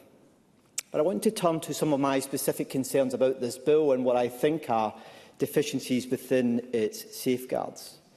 Firstly, the definition of terminal illness within the bill, which has no expected time frame and includes any progressive disease, illness or condition, and which is expected to cause their premature death, in my view, is extremely broad. It's a definition that could catch patients with dementia and anorexia nervosa and patients with chronic illness or a disability. A definition that was rightly highlighted by the Royal College of Psychiatrists as having serious concerns for the implications for those with dementia and also for those with anorexia nervosa, specifically pointing out that anorexia nervosa, no matter how severe, is not a terminal condition. My second area of concern, and probably my greatest area of concern, is in relation to the provisions around coercion. The bill states that a person requesting assisted suicide must do so voluntarily and has not been coerced or pressured by any other person.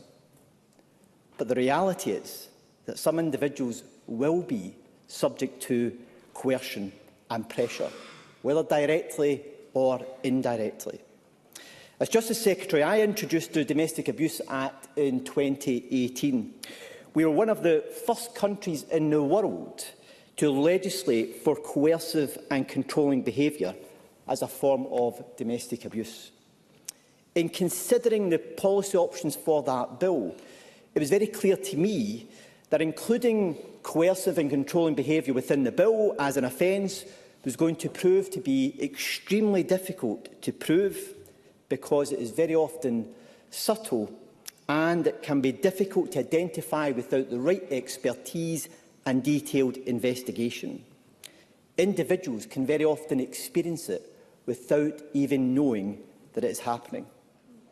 I believe the provisions in this bill will make detecting it a very serious challenge, even for the coordinating doctors.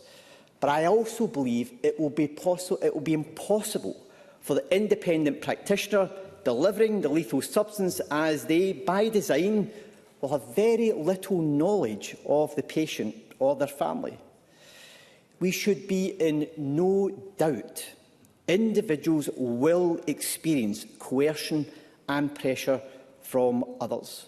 No words on the face of the bill, no intent to prevent it from happening in the bill will stop it from happening. And given the stark consequences of this bill, I believe that is a risk too far.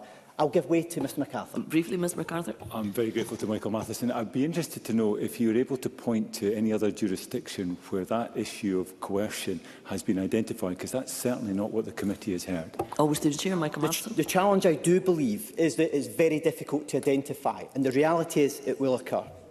This is a bill, Presiding Officer, which crosses a Rubicon. And despite reassurances, the evolution of such provisions in other countries is a real concern for the future.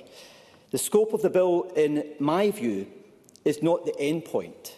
It is the beginning of what I believe will result in a gradual extension of its provisions over time, and this Parliament cannot tie the hands of any future Parliament. The bill will not just create a new option for a few, with everyone else in society unaffected. It will impose a new reality for every person towards the end of their life. The option of assisted suicide. It will, in effect, change life and death for everyone, and we should be particularly mindful of the impact this could have on some of the most vulnerable members of our society who lack agency in decision-making. I believe we can do better. Rather than progress this bill, the debate should be about how we can deliver the best possible palliative care, recognising that we all have intrinsic value, that real choice and autonomy mean having access to the best possible care, and that true dignity consists of being cared for until the end. For these reasons, Deputy Presiding Officer, I will not be supporting the general principles of the bill tonight. Thank you, Mr Matheson. I now call Christine Graham to be followed by Stephen Kerr. Ms Graham. Thank you, Deputy Presiding Officer. I too commend the member and all contributors on their thoughtful, heartfelt and sensitive contributions, and I thank all constituents who have taken the time to write to me with their views. I will support at stage 1 the principle of assisted dying for terminally ill adults.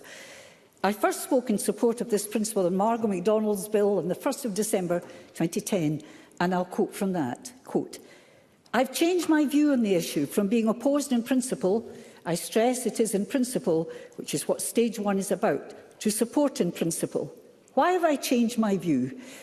The death of both my much-loved parents in recent years made me focus on my own mortality and the manner of people's deaths, which is something many of us choose to avoid.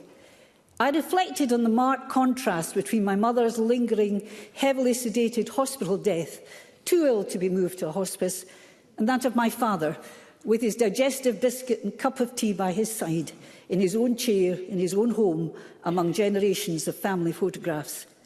Incidentally, my mother was taken as an emergency into hospital for those final weeks. My sister and I were asked out of the blue, little realising then how dire her condition was, who had authority not to resuscitate. My mother's life or death was for us, not her to decide. She was resuscitated. The family were then told by the charge nurse that with increased levels of morphine to kill the pain, her death would surely be accelerated. We thanked him." Close quotes. 15 years on, my support for this has never wavered. I'm nearly 81. I'm therefore probably more aware of my mortality than most of us in here. And at this age, many of my friends have gone. For some, death was kind. In others, it was really cruel. Indeed, for Margot, bless her courage, supported by Macmillan nurses, it was Parkinson's which finally ended her life. She didn't need assisted dying, but she simply wanted choice. I say to Pam Duncan, glancing to others, if I thought for one moment that this will inevitably put pressure on the disabled, the vulnerable, the elderly, I would not even vote for it at stage 1. If protections need strengthening, then let's try to do it. Choice by Christine Graham, for Christine Graham. No one else for me has that right, nor do I have it for anyone else. Throughout my adult life, I can choose which medicines, which treatments to take or not. I already do that. I can in advance even sign a DNR form, do not resuscitate, until death itself. I have the final say. I'm in charge of my own body. I therefore find it bizarre that I cannot choose, in closely defined circumstances, the time and manner of my own death, knowing that I am terminally ill with capacity, consent and with compassion, and hopefully with my family. For me, this is a backstop, a choice, and a choice only, an option, not compulsory for the individual or the professionals. So I will support this bill and hope that those who have yet to make up their mind vote for it to pass tonight, so that at the very least we have the opportunity and time to rigorously test the bill further, to take on legitimate concerns raised by others, take it on as it progresses through stages 2 and 3. Thank you. Thank you, Ms Graham. I call Stephen Kerr to be followed by Kenneth Gibson. Mr Kerr. I'd like to say it's always a pleasure to follow Christine Graham, and she actually does capture the essence of why I have so many doubts about the bill, because I do believe that it does put pressure on the most vulnerable in society. I'm not persuaded by arguments that because someone is rich and can take themselves off to Switzerland to a clinic and end their lives, that is an argument for assisted dying to become legal in Scotland. And I'd also say to colleagues that the tone of the debate, the respect with which all have presented their views, is indeed a tonic to some of the debates we have in this place. And I'd also say to colleagues who feel that by, for example, my colleague Jeremy Balfour quoting his religious faith, that somehow there is an aspersion to be cast on those who disagree in relation to their own religious faiths. I think that is not what my colleague said. And I want to pay tribute to Liam MacArthur for the obvious sincerity with which he has progressed the bill to this stage. And I think this afternoon I have heard, one of the finest parliamentary contributions that I have ever heard, and that was from Pam Duncan-Glancy. I think you would really have to have a heart of stone not to have been touched by the compelling arguments that she gave us in her short speech. Because today we're not being asked to make small amendments or tweak a regulation. We're being asked to accept in principle that Scotland should legalise assisted dying, and that principle, once accepted, changes everything.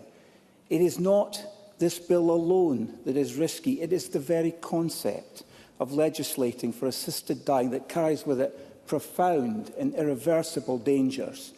That is the principle that I cannot support, because the risks are not theoretical. They are real, and they fall most heavily, as I have said already, on those who are already the most vulnerable. And I too am grateful to the Health, Social Care and Sport Committee for their excellent report. They warn that this bill could face legal challenge under the European Convention on Human Rights, a challenge not to restrict it, but to expand it, to widen eligibility, to dismantle the very safeguards we are told we can trust. And that's why I thought the intervention that Liam Kerr made was most telling, because he was asking for underpinnings, guarantees about the nature of the safeguarding in the bill. And of course, nobody can rightfully give those undertakings, because no matter how precise the drafting, no matter how noble the intentions, this Parliament cannot bind its successors. We cannot bind future interpretations. Once the bill leaves our hands, its meaning and consequences will be shaped by others. And once the law accepts the principle that some lives are no longer worth living, the pressure will begin, not from Parliament necessarily, but through legal precedent and public expectation to make the law more inclusive and more flexible. And we have seen this elsewhere. In jurisdictions that legalised assisted dying with promises of narrow scope and strict control, eligibility has steadily expanded. From terminal illness to chronic illness, from physical suffering to mental distress. That is the pattern, and Scotland is not immune. Let's be honest about who is most at risk. It is not the articulate campaigner. It's the older person who feels like a burden, the disabled adult who's told their care package is being cut, the patient who sees pressure on staff, on family, on the system and feels guilt rather than hope. That's not dignity. That's desperation. And in such moments, what some call choice starts to look more like coercion. And supporters of the bill will tell us that safeguards can be built in. But what use are safeguards if they are open to legal challenge the day after the bill becomes law? Are we willing to gamble the lives of the most vulnerable among us on protections that could be legally dismantled? Instead of placing our faith in a system that cannot promise safety, let us uphold the one safeguard that is held firm, the current law. It is simple. It is clear. It protects every person equally, regardless of age, illness or income. And rather than spending months trying to amend an unamendable bill, let us turn our energy towards what we can improve, as was so well put by Alex Rowley. Social care, palliative services, mental health support. Let's build a country where no one feels their only option is death. So, Presiding Officer, once the line is crossed, we cannot go back. I heard reference to crossing the Rubicon. I think that is correct. This isn't compassion. It's a risk. Too great, too permanent, too dangerous. So I say to my colleagues, don't risk it. Reject this bill at stage one, protect the vulnerable, protect the principle that every life is worth living. Thank you. I call Kenneth Gibson to be followed by Miles Briggs. Thank you, Presiding Officer, and I pay tribute to Liam MacArthur for having the leadership, courage and fortitude to bring forward legislation which has touched the emotions and stirred feelings in so many, both for and against. Given myriad emails, letters and scores of documents, meetings and events surrounding this bill, I can only imagine the countless hours he and his staff have devoted to it. Nor should we forget the work more than a decade ago of Patrick Harvey and the late Margot MacDonald. I support the general principles of the bill. Ultimately, it's about compassion and choice. Compassion for individuals who, with the grave diagnosis that they are terminally ill, may seek to end their lives in a dignified way at a time of their choosing, surrounded by loved ones. Of course, up until the 28th of March this year, this had already happened for 571 UK citizens, those who could afford to pay up to £15,000 to travel to Switzerland and seek to end their lives at Dignitas. Ms MacArthur's bill is more egalitarian. Others facing terminal illness kill themselves out of despair or because they feel they are a burden to their loved ones. Many of the reasons why someone with a terminal illness seeks to die before the illness itself takes them. And Mr Edward Thomas of Eastbourne pointed out in the Sunday Times that it's important to, and I quote, end the inhumanity of unbearable pain that cannot be alleviated by palliative care. Ms Jean Gilchrist of Edinburgh said of her father, by the time he died, he was emaciated and only lived for his 4-hourly morphine injection, which usually wore off after 2 hours, leaving 2 more of agony. Ms Sue Knill of Gloucester said, our deepest humanity is enfolded in letting people go painlessly and at a time of their choosing, not ours. There were many similar comments. A constituent I know very well said, my mum strongly urges you to vote in favour of the bill passing to stage 2.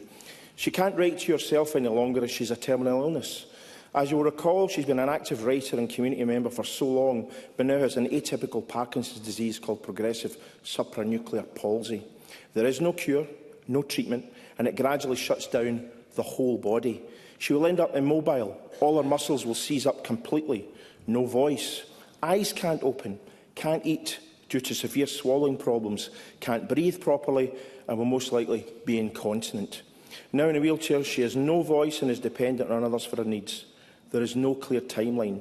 Mum is deteriorating rapidly, and any future left for her is that of a thinking vegetable, as she calls herself. It's particularly cruel that people with PSP know what is happening to them, as there is usually no dementia. She always supported assisted dying in principle, and with this insidious illness has no desire to live or be dependent on others for every single bodily function. Mum had a good life and simply wants to go before her quality of life and future gets worse. It's her life, and she's terrified that as the disease progresses further, she will lose all control. Why would anyone want that? This bill won't come in time for Mum, but it could prevent others going through what she is going through. Another constituent said, having nursed both parents with terminal illnesses and an aunt and uncle in similar circumstances, each of whom would have made a choice to avail themselves of this legislation were it to have been available, the experience crystallised for me the fact that I personally want that choice. Assisted dying based on terminal illness is the only way to balance principles of autonomy and protection, and it sends a clear message that terminally ill people's choices are respected. Whether one supports or opposes this legislation, it's important to clarify it's not a bill which promotes euthanasia. I've been deeply disappointed that some opponents of this bill made that assertion, frightening the families of people with severe disability, Down syndrome or anorexia, or suggesting that Scotland's disabled people are all of one mind in opposing this legislation. To me, it's always been clear that disabled people have views on this issue, but it's as diverse as those of able-bodied people. Professor Ben Colburn's University of Glasgow peer-reviewed evidence-based research brought together all relevant published studies on this relationship between disability and assisted dying. Key findings show that people with disabilities are not generally opposed to assisted dying laws. Such laws don't harm people with disabilities or promote disrespect towards them or undermine the quality or accessibility of healthcare for disabled people. Presiding officer, in evidence to the Scottish consultation, disability activist and advocate Patricia Maloney of the Victorian Ministerial Advisory Panel on Voluntary Assisted Dying said, and I quote, merely having a disability will not meet the eligibility criteria, and there is a clear acknowledgement that all lives have equal value. Overwhelmingly, the people in my community have been reassured by stringent safeguards and robust monitoring systems under Victoria's voluntary assisted dying legislation. And this is a similar model to what's being proposed in this bill, not the Benelux or Canadian models which some people appear to refer to. Slippery slope. There has been none in Oregon in 28 years. There won't be one here. Where implemented, such legislation has led to fears that were very high being groundless in the event, and there has been no pressure to repeal. So please support this bill. Thank you. Thank you. I call Miles Briggs to be followed by Paul O'Kane. Thank you, Presiding Officer. And can I also, as other colleagues have, pay tribute to Liam MacArthur for the manner in which he's progressed this bill over the course of this Parliament. 10 years ago, I met Amanda Capel prior to being elected to Parliament. And many members across the chamber will know what a formidable campaigner and lady she is. And I see the Finance Secretary acknowledging that. And I promised Amanda, before I was elected, that if I was lucky enough to come to Parliament, I'd try to progress Frank's law in her late husband's name to extend free personal care for people under the age of 65. And during that campaign, I met with hundreds of people living with a terminal illness, many diagnosed way before their years, and in fact during the best years of their lives and what should have been. And I'm pleased that, working cross-party, the Scottish Government did agree to change the policy. And a recent written answer has showed to date almost 71,000 of our fellow Scots have directly benefited from that policy and the help and vital support it has now legally provided. Presiding Officer, the founding principles of our National Health Service, from cradle to grave, have underpinned the social fabric of our country and society for over 76 years. However, what is often not recognised is the real reality, and that is palliative care and end-of-life care predominantly is provided by the charitable sector, either in a hospice or hospice-at-home setting, with no legal right to palliative care currently existing. Now, I've reflected on several attempts which Parliament has now heard over the last 15 years to change the law around assisted dying. We've not seen either the Scottish Government or this Parliament come together to demand the vital improvements we need to see now and in the future to deliver improvements to help deliver better palliative care pathways and the new funding models which I believe the charitable sector need to make them financially sustainable, especially following recent impacts of national insurance rises and also agenda for change pay increase. That is why I launched my Right to Palliative Care bill, not as an alternative to this bill, but for us as a country to signal that we want to make Scotland the best country to access palliative care. And why, if this bill does pass at stage 1 this evening, I also put on record my intention to try to bring forward amendments at stage 2 to improve the legal right to palliative care. And I'm very grateful to the engagement I've had with ministers to date, and also to Marie Curie for working with me on my bill. I have the utmost respect for those who work in and dedicate their careers to our palliative care and hospice sectors and the journey they help individuals and loved ones to take as they approach their end of life. As a co-convener of the Parliament's cross-party group on cancer, along with Jackie Bailey, I've been inspired at every single meeting to hear the lived experiences of people and their families and friends following a cancer diagnosis.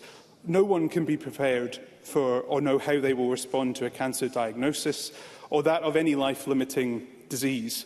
But what I do know from speaking to people living with cancer over the last decade as an MSP is the power to want to live and buy time is so strong, to seek treatment, to seek access to the next drug trial, to spend another day with your loved one, and yes, even with the pain which comes with treatment and living with a disease. But as treatment pathways come to an end and people move into a palliative care setting, there is the fear of pain and how they will die. Presiding Officer, like many families, I and my sisters have supported both of my parents and other family members in their final days. It has never been easy and never is easy for anyone involved. But what is essential is the individual facing the end of life should have the right to make an informed, autonomous choice about their care, including, I believe, for those who want the option of assisted dying.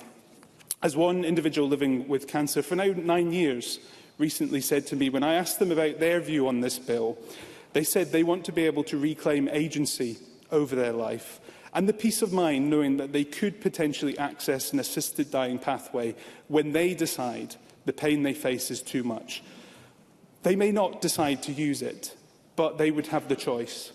That is why, although I continue to have a significant number of concerns in relation to the bill as it stands, I believe it is our role to ensure within whatever legal framework we take forward, individuals can have that access, if they so wish, to access assisted dying, and their wishes are afforded the dignity and respect that they deserve. I support a healthcare system that is compassionate and responsive to the complex realities of end-of-life care, and I believe that assisted dying can be made part of that as another legal choice. That is why, Presiding Officer, I will support the general principles of this bill at stage 1 this evening.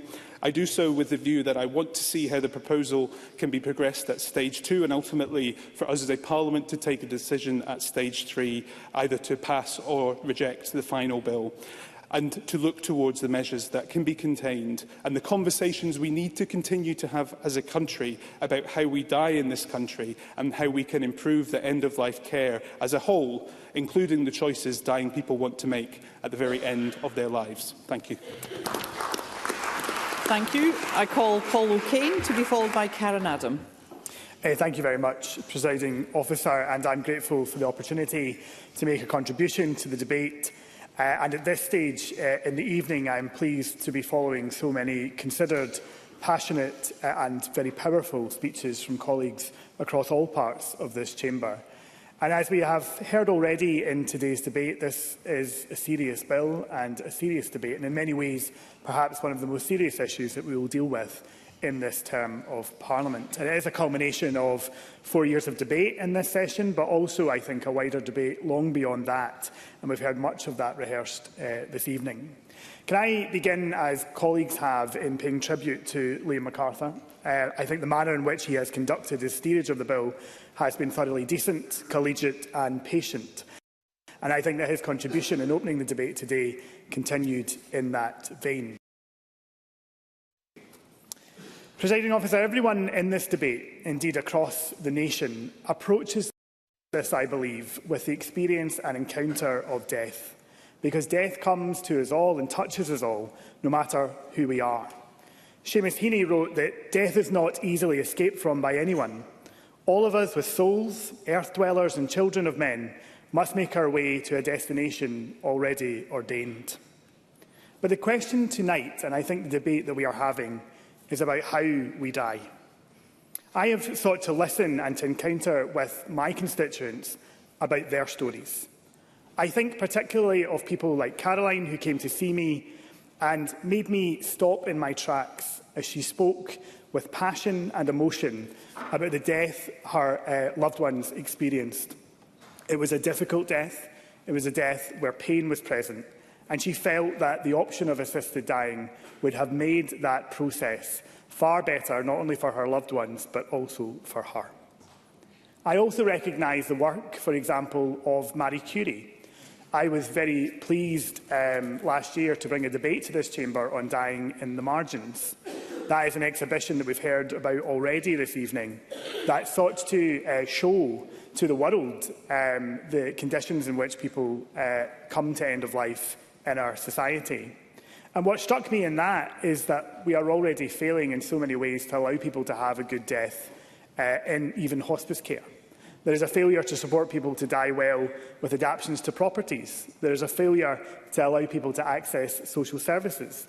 There is a failure to provide that wider end-of-life support. I'll give way to Paul Sweeney. Paul Sweeney.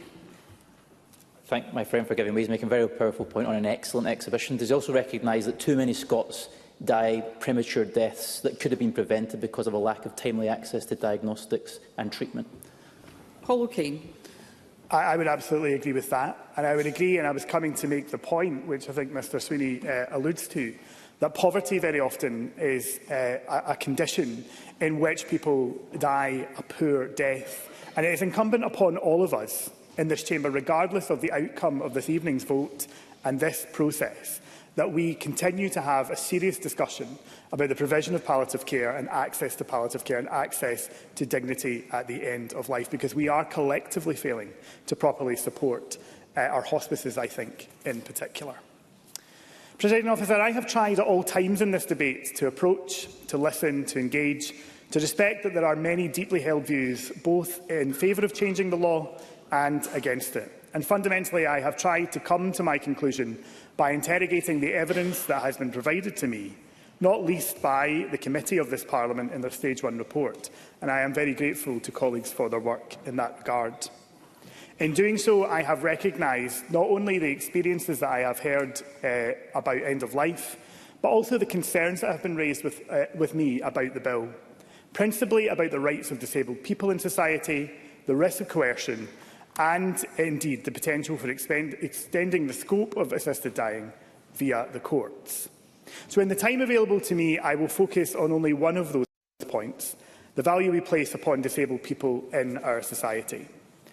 Pam Duncan-Glancy, far more eloquently than me today, has outlined her concerns about what the bill will mean in reality for disabled people. In my mind, however, at all times in this process, has been an acute sense that we aren't debating these measures in an equal society.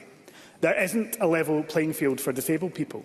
Disabled people are still too often looked upon and feel like a burden. They are too often vulnerable to coercion, even by the very institutions that exist to protect them and to protect all of us. And this was brought to my mind all too acutely during the pandemic. For 7 years prior to being elected to this Parliament, I worked for a learning disability charity.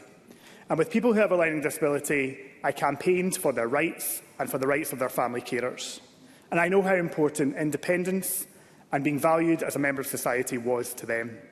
And yet, in the pandemic, in the darkest medical emergency of this generation, people who have a learning disability told me about the do not resuscitate orders that were signed on their behalf without their knowledge and without the knowledge of their family. That, presiding officer, brought home to me very clearly the fact that people who have a disability are not treated the same as other people in our society. And we still do not have answers as to why that happened. And so, presiding officer, despite all of our debates today, all of the safeguards proposed in this bill, my deep respect for the member in charge and his intentions, and for my constituents who fundamentally do not share my view about a change in the law, without that level playing field and without a more equal society, I cannot support the bill tonight. Thank you. Thank you. And I call Karen Adam to be followed by Ross Greer. Thank you, presiding officer. I too want to begin by commending Liam MacArthur and the committee for their work on this bill.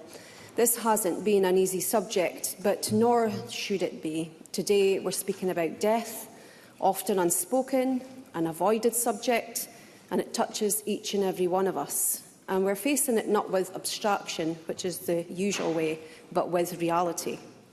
As someone who was once of faith, someone who once looked to the next life with certainty and peace, I had no fear of what was to come.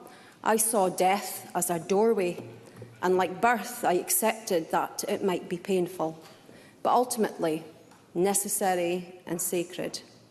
And I'm sharing that not just as a personal reflection, but to say this. I understand those of faith who have contacted me asking me to oppose this bill. I once stood where you stand.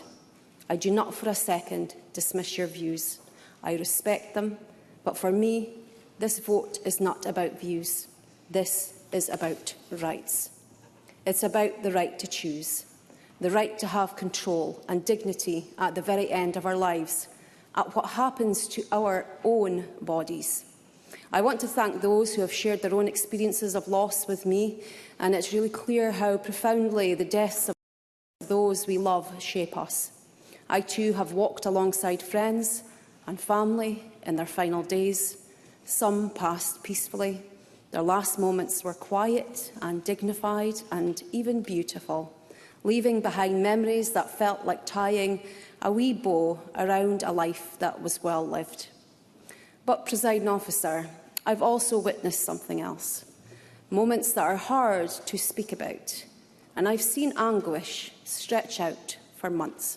I've watched despair take hold, writhing in agony. And I've heard words that no one should have to say. I wouldn't let my dog suffer like this, while loved ones looked on. The helplessness was overwhelming. At its heart, this bill is not about telling anyone what they must do. It's about allowing a very small group of terminally ill adults the right to choose how their final chapter unfolds. In the same way we speak to the right to live with dignity, we must now speak of the right to die with dignity. Much has been said about palliative care, and rightly so. It is vital and it must be improved. But assisted dying and palliative care are not mutually exclusive. For some, palliative care is not enough, and for some, it's not what they want, and that choice should be theirs. We hear concerns about coercion, and I do take them seriously. There must be strong safeguards. But I ask this: isn't it a form of coercion to force someone to endure pain they do not want, to deny them peace when death is already certain? Presiding Officer, my inbox has been filled with messages from constituents, people who are pleading for this bill to pass, who have shared stories of parents, partners, siblings who died in a way that was not what they wanted. Some begged for release, and many are left with guilt and trauma at their refusal to help them. They've also shared their fears about what might lie ahead for them after those experiences. That's not to say there are no concerns, and I want to be absolutely clear. I hear those who oppose the bill. Whether your position is rooted in ethics, faith or caution, I hold space for you in this debate. Every voice matters. Every feeling in this debate is real and deserving of respect. I also recognise that this is only stage one, that there will be amendments, there will be scrutiny, and that is right. We must take the time to get this legislation absolutely right, to ensure the process is safe, clear and compassionate. But if we pass a law that is careful, robust and rooted in humanity, we will be giving people something powerful. Not a directive, not an expectation, but choice. And I respect that many people in this life do not have choice. But is that a reason to take choice from others? Not everyone will want it, not everyone will use it, but for those who do, for those facing the certainty of death and the reality of suffering, it could mean peace. And to me, that is what humanity looks like. That is what autonomy looks like. And that is why I will vote for this bill today, because it's not about views, it's about rights. Thank you. Thank you. I call Ross Greer to be followed by Jackson Carlaw. Thank you, Presiding Officer. I wasn't planning on speaking today, but I'm grateful to have the opportunity to do so, because this is an issue that I've wrestled with, like a number of members, for many years. And I want to thank in particular Lord Alf Dubs, Linda Fabiani and the much-missed Christina McKelvey for the very formative conversations that I've had with them that have led me to the vote that I'll cast today.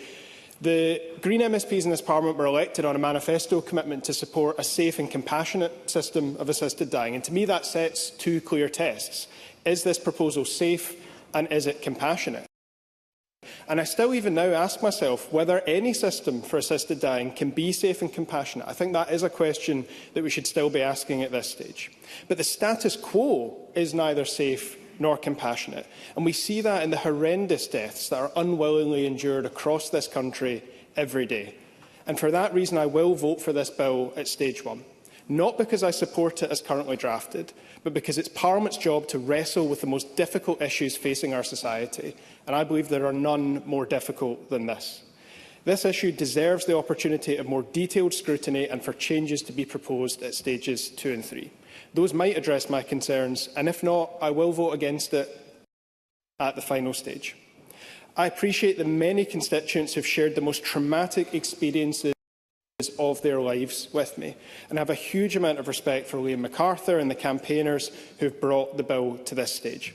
My reluctance, my hesitation here is not based on my faith. Easing suffering is entirely compatible with my Christian belief. But I have often found this debate difficult to engage in as a person of faith, because some advocates of change have given the clear impression that they think people of faith should not be heard on this issue, that our opinions and our underlying moral codes are less legitimate. And I hope Parliament rejects that and ensures that all voices continue to be heard in this discussion. I want to use my time to lay out some of the concerns that I have about whether the bill meets those safe and compassionate criteria. Others have laid out the issue with what I think is a relatively broad definition of terminal illness. I share those concerns. But my main area of worry is in the safeguards against coercion. Coercion isn't defined in the bill, quite rightly. I accept that to do so would essentially create a checklist approach that could be too narrow and worse than what is currently there. But I agree with the recommendation of Dr Sandra Lucas and Dr Rhoda Winnington from the University of the West of Scotland that the bill could be amended to specify that a robust training strategy is required. And I'm also minded to think that guidance on identifying coercion be put on a statutory footing. But my deeper concern about coercion is rooted in the fact that this is a dispersed rather than specialist service. I agree with the BMA that it should be a specialist service. Edward Mountain, I think, quite usefully defined types of coercion: active, passive and state. Pam Duncan-Glancy quite rightly pointed out systemic coercion. It is extremely difficult for a medical professional to make judgments about whether their patient is being coerced. And I want the highest degree of training for those making that decision, more than I think is realistic for GPs who are already under huge pressure in their existing roles. And I also recognise the sensitive topic of many disabled people's poor and sometimes discriminatory experience of general practice. Resource pressures can also affect professional judgment. Specialist services wouldn't prevent resource and workload pressures affecting decisions, but I think they would better insulate from that. It's not exactly the same, but this debate has put me in mind of people I've seen who should have been taken into the care of the state under the Mental Health Act, but were not. And resources, availability of beds and of staff clearly influence the decision of medical professionals in those situations. Drs Lucas and Winnington have also proposed an independent advocate role, and I think that should be seriously considered. Non-clinical support would provide, I think, a hugely valuable and important safeguard. The final point that I want to make is on public opinion. I think it's right that we give that serious weight, and it has certainly shifted. There is a clear majority of people in favour of the principle of assisted dying. But where people from a minority or a marginalised group tell us that something would make their lives worse or actively endanger them, public opinion is not a counter-argument. We don't need to look back far in our history to find public opinion firmly in favour of unjust and harmful laws. I'm not voting for this bill at stage one because the majority of my constituents want me to. I'm doing it because I believe the circumstances of our deaths should be as safe and compassionate as possible. And I'm not yet convinced that the bill would establish a safe and compassionate system of assisted dying, but with further scrutiny and amendment it might. The reality right now, shown by the experiences shared today, is not safe or compassionate. People are suffering terrible deaths, traumatising those they leave behind. Some are taking their own lives, often in horrific ways and out of desperation. Those wealthy enough are able to travel to a country where they can access an assisted death, often earlier than they would otherwise want, and dying far from home is another form of indignity. They all deserve better than that. I don't yet know whether this bill will be better for society at large or for our most vulnerable in particular. But I want to try, and I think we need to try. Thank you. I call Jackson Carlaw to be followed by Sue Webber. Thank you, Presiding Officer.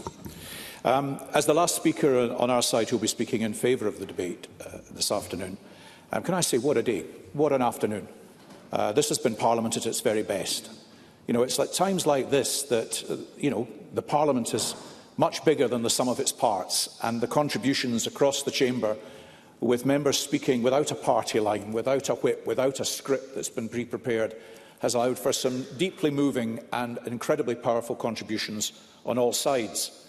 I'm not going to repeat all that's been said in the debate already, because we've heard so many testimonies, so many personal arguments, so many fundamental issues raised. For those of you members who were able to be there at lunchtime, there was an opportunity to hear from some of those who are deeply affected by the issues of this bill, from Dan Risberger, who is suffering from renal cancer and who wants to have that opportunity to decide her end of life. She said it's better to have this opportunity and not use it than to need it and then find that you don't have it. Or from Stephen Wisniewski, who talked about the extraordinary painful death of his mother that he and his brother had to progress through. Or from Louise Shackleton, who talked about accompanying her partner, her husband, to Dignitas in Switzerland, but made the point that he had to go far earlier than he needed to, that if the opportunity for that choice existed here, he would still be alive today, but felt he had to end his life at a point when he was still able to undertake that. Or a woman whose husband was in the Royal Navy, a 50-something veteran, who had inoperable brain cancer, who on his third attempt at suicide succeeded. Just think of what those people went through. And so I pay tribute to Liam MacArthur and the extraordinary work that he and his generations of his teams, I think we would say, have done, and also to the work the committee did. And I thought Claire Hockey's introduction of the consideration of the committee was deeply powerful as well. I was here for the two previous bills. I can't look up to where Paul Sweeney and Maggie Chapman are sitting and not think of Margot MacDonald sitting on one or other of those two seats. She was hugely big-hearted, an enormous personality, enormously compassionate. And it's lovely that Peter Warren, who was her indefatigable parliamentary assistant, is up in the gallery and has been listening to the debate throughout all of our proceedings today. I was also there to support Patrick Harvie. I think probably a relief to him and to me. It was probably the first and last time I ever did support Patrick Harvie in this chamber. But I read through both the stage one debates, and you know, the thing that strikes me is that the world and the debate has moved on. The direction of travel has changed. I was the only Conservative who voted in favour of this last time round. This time we may be a minority, but there are far more Conservatives who are prepared to do so. And that is also the direction of travel across the world, in public opinion, and in those who have been making representations to us today. Then, when I read these transcripts, the churches, the clinicians, all the medical practitioners were fundamentally against the principle of assisted dying. Now they have moved to being neutral or to taking a different view. Indeed, 3 of the most recent 4 leaders of my own party believe that this legislation should be supported. So I believe that this Parliament should have the courage to move forward too. I've been very engaged in the principle of deliberative democracy during the course of this Parliament. And one of the most interesting things to come out of all those who participated in the pilots or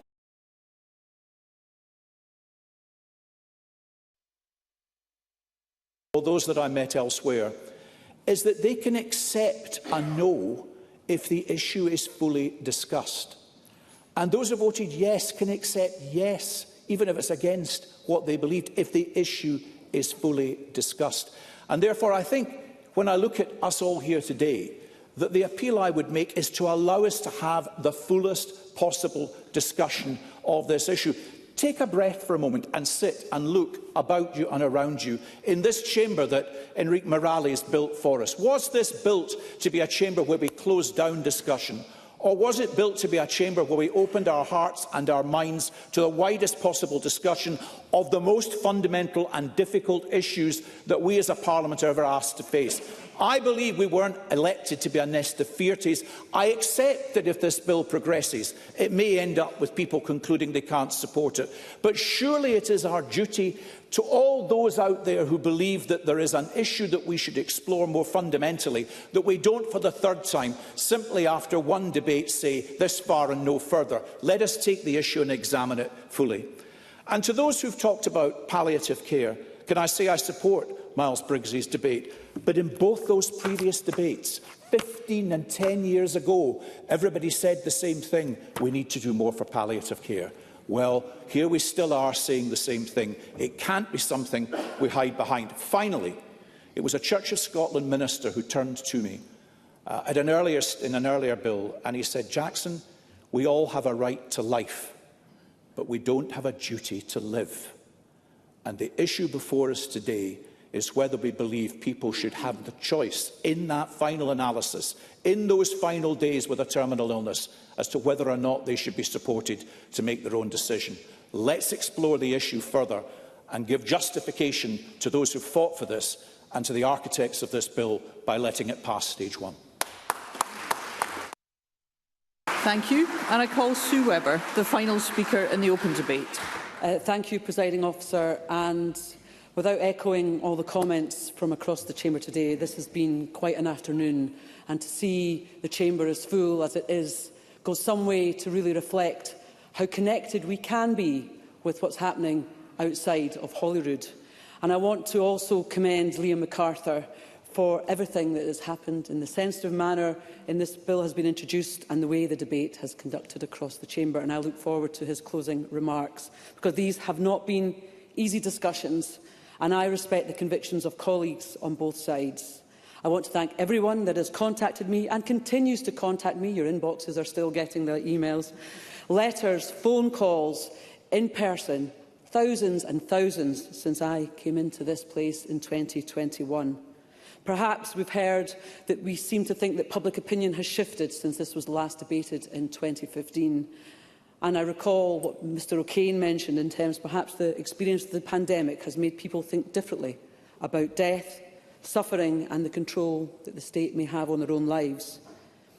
Coming into Parliament in 2021, I looked far more favourably on this bill than I do now. I have changed my mind. Thousands of emails, hundreds of discussions have led me to believe this. Despite the very best intentions at the heart of this bill, the risks that it introduces are real and serious. And so, like many this afternoon, I say, don't risk it. Yes, at first glance, this bill appears focused and narrow. It sets conditions around mental competence, diagnosis of terminal illness, safeguards. But when you look closer, the scope is far wider than it seems. And that is one of my most grave concerns. Crucially, the definition of terminal illness in this bill requires no specific prognosis, no clinical expectation of imminent death. And this means individuals with conditions that may persist for years, even with fluctuating severity, could still qualify. This is not a safeguard. It's a red flag, and it carries serious, lasting risk. That looseness in definition opens the door to further expansion. And in fact, the Scottish Parliament's Health, Social Care and Sport Committee warned of that risk. It stated that if this bill becomes law, it could be challenged in the courts to widen eligibility even more. And once the principle is established, that pressure becomes difficult to resist. I will, Liam Kerr. Liam Kerr. I'm very grateful, and I'm listening very carefully to this contribution.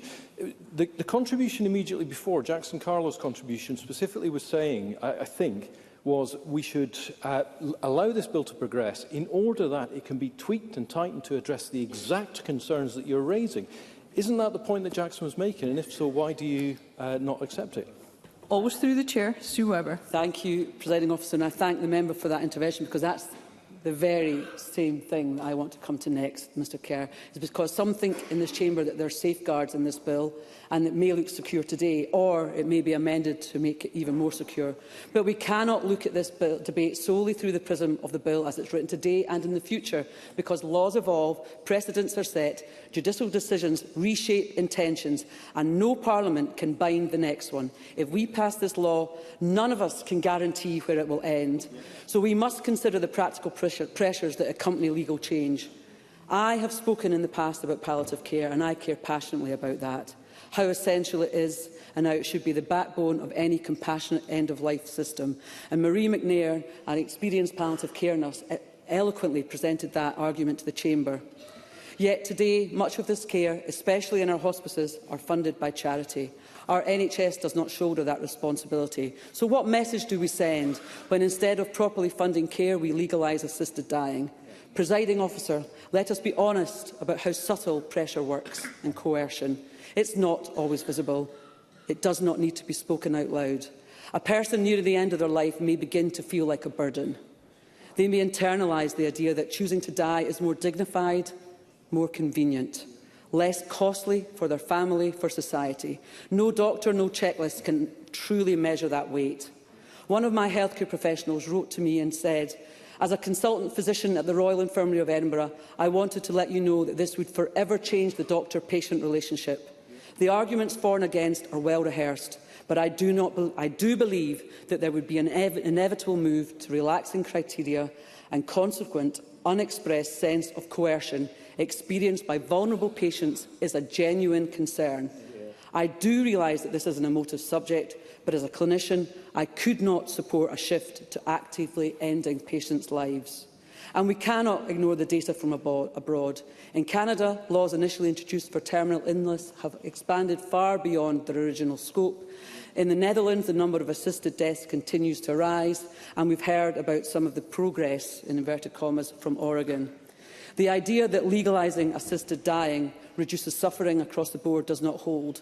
It shifts the suffering elsewhere, into the hearts of families, into ethical dilemmas for doctors, into the legal system. and into our understanding of what society owes its most fragile members. I was asked recently in a somewhat crude message if I simply hoped I wouldn't die in excruciating pain. But the answer is not hope, it's my expectation. I expect a society like ours to provide the palliative care and end-of-life care that we all deserve. That is our duty, and that is what we are putting at risk. We must not confuse the compassion of the intention with the consequences of legislation. We must not allow rare and tragic cases to determine policies that affect the entire population. We must not pass a law while trying to solve suffering that may ultimately multiply it. So I ask fellow members to consider not just today's public mood, but tomorrow's reality, to look not only at the short-term comfort of choice, but the long-term consequences of this risky bill, because once you start down this path, you cannot guarantee where it ends. And if one life is ended unnecessary, just one, due to the introduction of this bill, I, for one, could never forgive myself. Let us protect our duty to care. Let us commit to end suffering, not by ending lives, but by supporting them with dignity, love and proper medical care. This legislation is inherently risky. No number of amendments can ever make this legislation safe. Don't risk it today and vote against the bill. Thank you. I call on Liam MacArthur to wind up the debate. Thank you, Presiding Officer. And can I thank all colleagues who've contributed to this afternoon's lengthy and emotional debate. Can I also thank them for the many generous comments about both me and my generations of staff, as Jackson Carlo referred to it. It has fully lived up to my expectations, and I think done justice to the seriousness, to the sensitivity of the issues we're discussing. It's allowed those issues to be fully aired and allowed them, importantly, as Kevin Stewart and Patrick Harvey reminded us, allowed those issues to be listened to as well. At a time where there is much talk of... Certainly will, Martin Whitfield. I'm very grateful to Liam MacArthur to take the intervention. Can I compliment him on this, but can I also compliment the Chamber on the quality of the debate we've had? I think you'll be aware that MSPs have received incredibly large numbers of correspondence from constituents, and the members' decision on how they vote tonight is going to be arrived at both by considering that but also all of the other evidence. And would the member agree with me that absolutely no disrespect is intended to any of those whose position will not be reflected by their members' vote tonight? Liam MacArthur. I wholeheartedly agree with that. I think that was a central tenet of the contribution that Jackson Carlo just made. I think, as Liz Smith rightly said, this was Parliament at its best, in a contribution, if I may say so, that gave further evidence to what this Parliament will be missing when she steps down next year. I'm not going to, however, be able to do justice to the contributions in the time I have available, but let me pick a few issues and a few contributions. Can I start by thanking again the committee and particularly the convener for setting out very well the findings of that committee report. She set out, I think, the very constructive approach the committee has taken, that if Parliament decides it wishes to back the general principles, the areas that the committee will wish to pursue with myself and others, whether around issues on the no detriment, on capacity, those are all issues I'm very happy to engage with. On the issue of a sunset clause, I have my reservations about how that might impact the ability to introduce the system at all, but as I say, I very much welcome the approach that the committee has taken. The debate has been... Certainly will. Claire Haughey. Thank Liam MacArthur for taking an intervention. It's on a point that we haven't really touched on this afternoon, which is about conscientious objection for healthcare professionals. And I was wondering about how far he would be willing to push that, because currently my understanding is that the conscientious objection in terms of abortion law only covers directly involved clinicians, not admin staff, not support staff. How far would Mr MacArthur be keen to go with his bill with assisted dying? Liam MacArthur. I think that's a crucially important point. This is a bill fundamentally about choice, and that choice works both ways. While I'm open to discussions about how far you would extend that, assuming that you could put in place a system that did not impede the access of those who meet the eligibility criteria. I think where I would probably have a concern is around institutional conscientious objection, but I think there is more that can be explored at stage 2 and stage 3, and look forward to doing that. The debate has been characterised by the personal stories that I think were wholly to be expected. They're reflected in the responses to the proposals that I put out to consultation way back in 2021. If I draw on some of those, Monica Lennon gave voice to Joanne Easton's powerful testimony. I've shared a platform with her and really come away from that unmoved. It is evidence of what the current situation is leading to all too often. Stacey Adam, I think, will be rightly proud of her snottering wreck of a husband this evening. And Eleanor Whittam talked about her mother, Irene MacLeod, all sorts of awesome, in a speech that I thought was all sorts of awesome and left most of us pretty close to being snottery wrecks, one and all. But Colin Smith, too, pointed to the case of Brittany Maynard in California, who many will not be familiar with, but has done much to make the argument, her case has done much to make the argument behind the changes in the law that we're seeing in a number of states in the US. He also, I think, rightly pointed out the difference that we're talking about terminally ill patients. They're not suicidal. They're desperate to live. They're desperate to eke out as much of their life as they possibly can. And conflating those two things, I think, does a disservice both to those who need support in our efforts to reduce rates of suicide, but also those that are desperate for more choice at the end of life.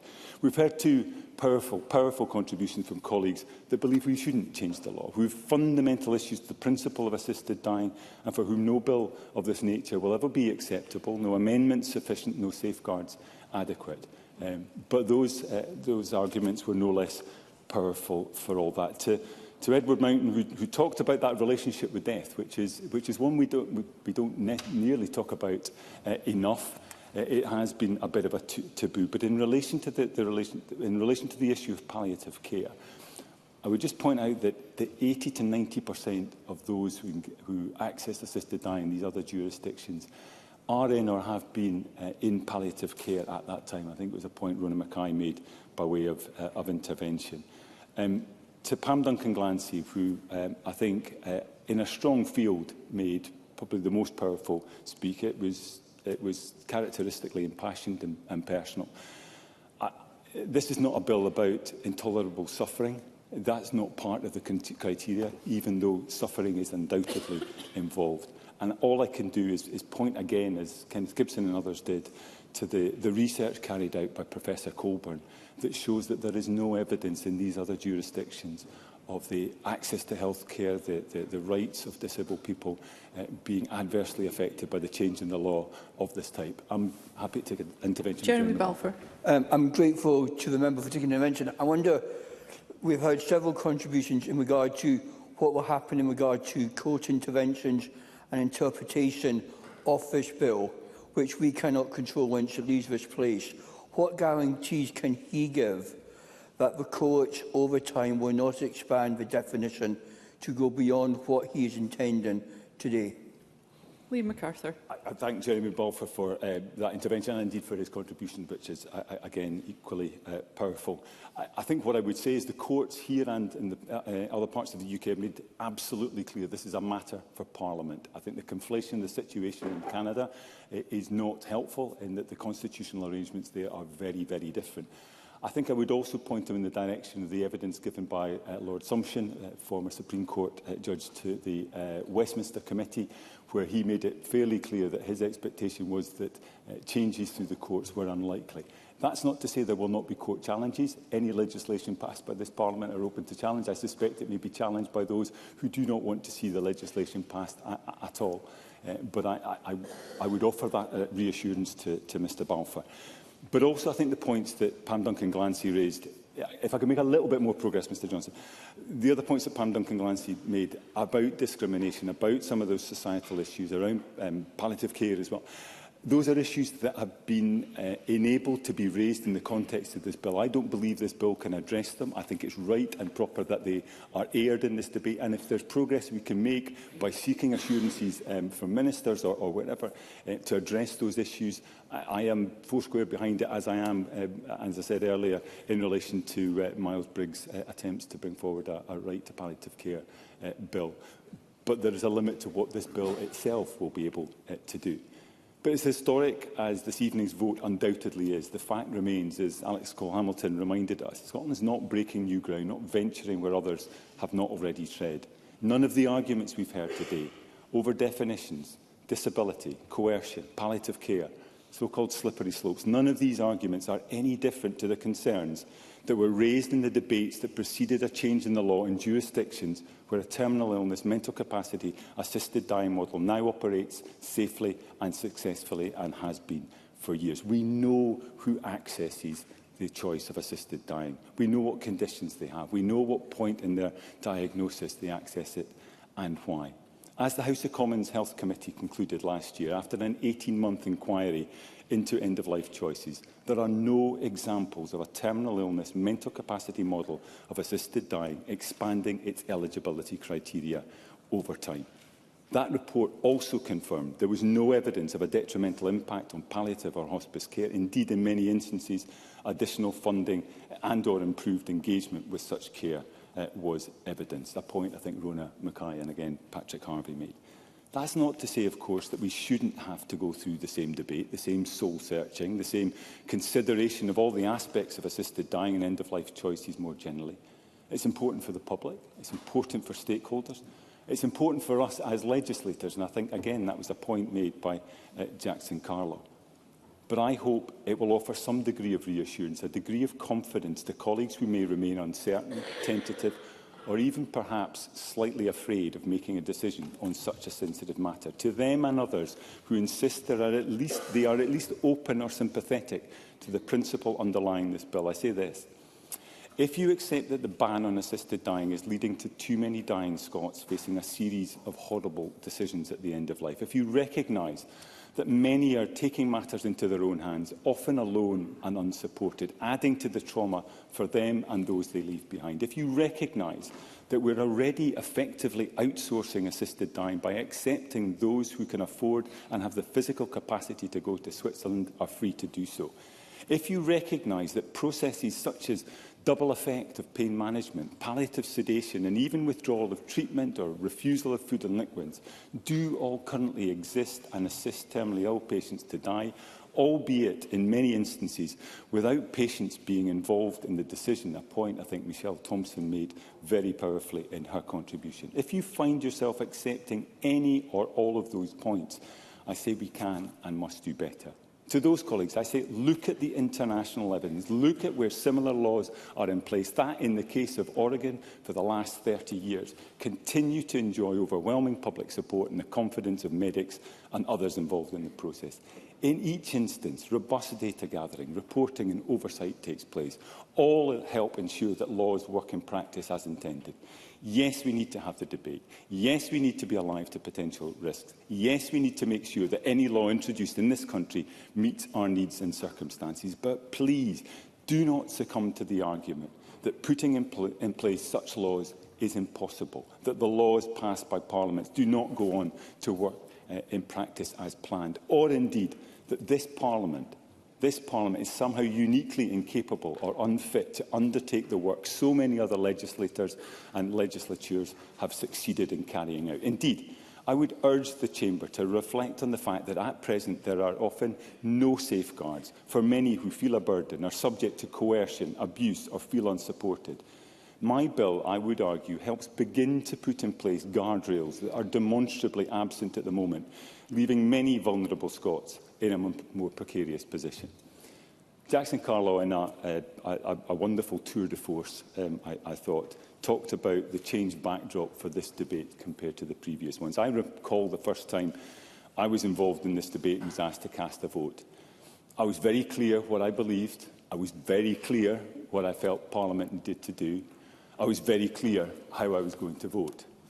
But I very vividly recall feeling slightly terrified at going into the chamber and casting my vote. The backdrop has changed pretty fundamentally since 2010 and even 2015. The political mood in Parliament has changed dramatically. Colleagues, as we've heard this afternoon, bring with them their own experience, and we've heard some of that. They bring with them the experience of constituents who have been in touch over recent weeks and months. Back then too, California was embarking on the passing of the law that is now in place and has been confirmed again in 2021. At that time, it was but a glint in the eye of legislators in Victoria, who then broke new ground in Australia and been subsequently followed by the other states in that country. International evidence of how terminal illness mental capacity models work in practice is now there for all of us to see. They work as intended. The eligibility criteria do not change. Closer to home, I think Daniel Johnson was right. Society's attitudes have changed. There's been a remarkable shift, for example, in the medical profession. I recall back in 2010 and even in 2015, the Royal Colleges of GPs, of physicians, of surgeons and the BMA were all fundamentally opposed to a change in the law. They now have a position of neutrality, reflecting a shift in the position of medical professionals who more and more want to see a change in the law, or at the very least want to see constructive, meaningful engagement on this issue. The Church of Scotland's report, published earlier this month, points to a similar shift within some of our churches and within the faith community. Those voices, along with the voices of the disability community and others, must be heard in this debate. But as I said in opening the proceedings many hours ago, it's the voices of terminally ill Scots and their families who are being failed by the current ban on assisted dying that must be at the centre of the debate, the heart of our deliberations and the forefront of our minds as we prepare to vote shortly. So let me leave the last word with Heather Black and her daughters Tora, Zoe and Sarah. Heather was a community worker in Muirhouse here in Edinburgh and was a fierce campaigner for HIV/AIDS patients in the early days. She pleaded for patients to be able to die with dignity. 5 years ago today, 10 weeks after being diagnosed with esophageal cancer, Heather died. Her daughters described that experience. She was terrified and in pain. She just wanted to go and ask the nurses to help her. She also asked us to help her. We'd never seen her cry, but she cried a lot then. Just kill me now, she asked us so many times. The days before her death were gruesome. It's not right that we were expected to watch this woman, who had been absolutely dynamite her whole life, be reduced to a shrunken mess in the bed. Our last memories of our wonderful mum are of panic, pain and hopelessness. Presiding Officer, the challenge in coming up with a bill that commands majority support across the parties in this chamber should not be underestimated. I certainly do not. But surely, to goodness, the least, the very, very least, we owe Heather, her daughters and all those who found themselves in similarly horrendous situations or will do in future is to do the work necessary to see if such a bill can be fashioned. That requires colleagues to back the principles of my bill at stage one so we can get on with the job of trying to find an honourable, fair and equitable solution to this most wicked of problems. I believe the Parliament is up for that challenge and that we can take the next step towards allowing more choice, control, dignity and compassion at the end of life for dying Scots. At this stage, I've done what I can. It's now up to colleagues for you to decide.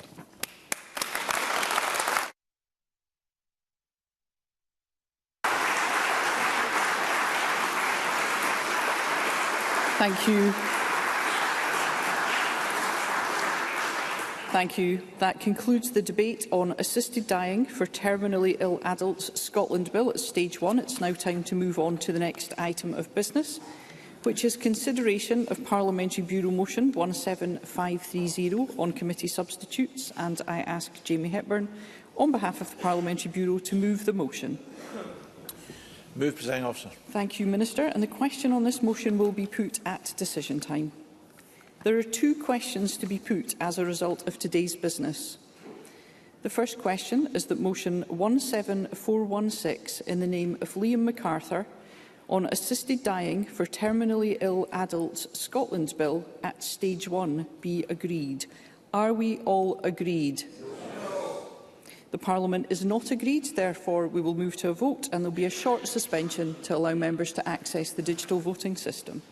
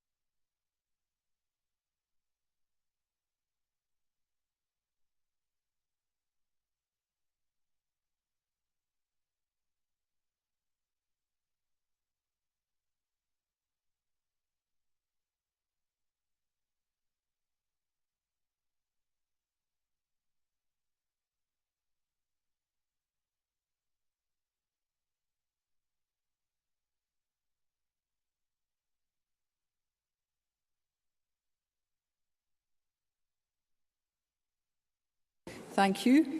The question is that motion 17416 in the name of Liam MacArthur on assisted dying for terminally ill adults Scotland Bill at stage 1 be agreed, and members should cast their votes now.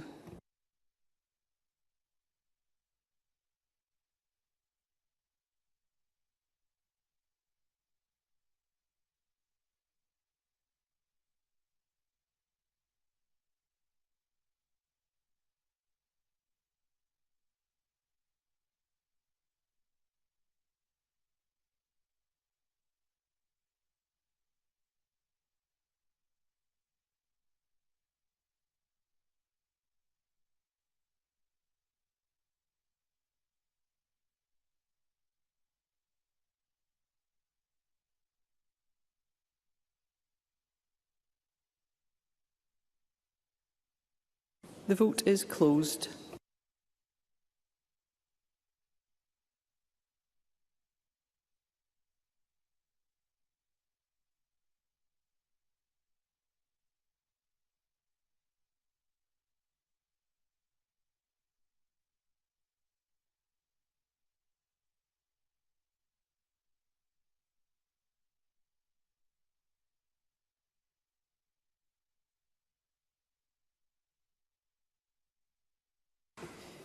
The result of the vote on motion 17416 in the name of Liam MacArthur is yes 70, no 56. There was one abstention. The motion is therefore agreed.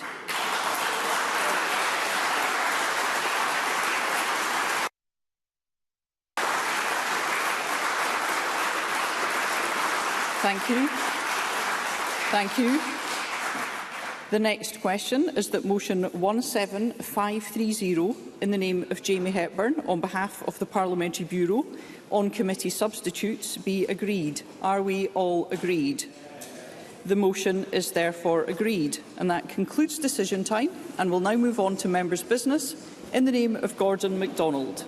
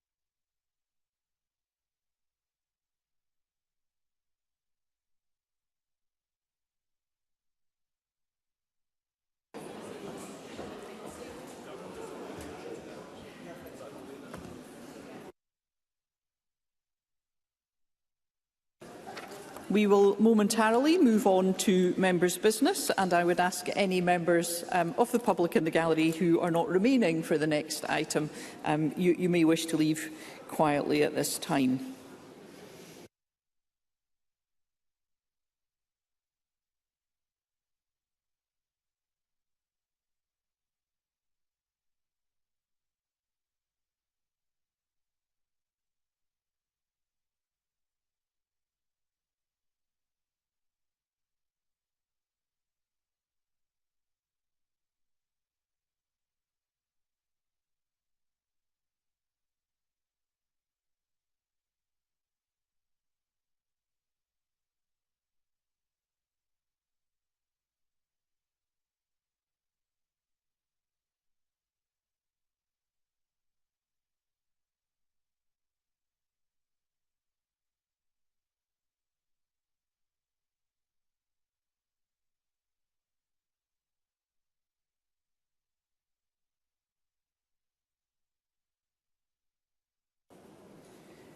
Thank you.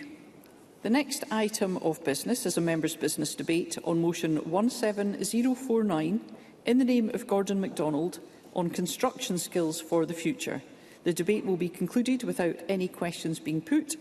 I'd be grateful if those members who wish to speak were to press their request to speak buttons, and I call on Gordon MacDonald to open the debate.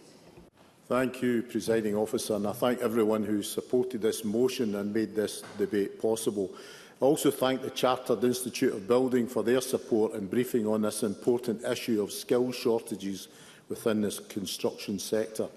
Presiding Officer, an article in the March edition of Scottish Construction Now highlighted that the skills gap remains a major challenge and that Scotland requires over 26,000 additional construction workers over the next 5 years to meet industry demands and sustain growth.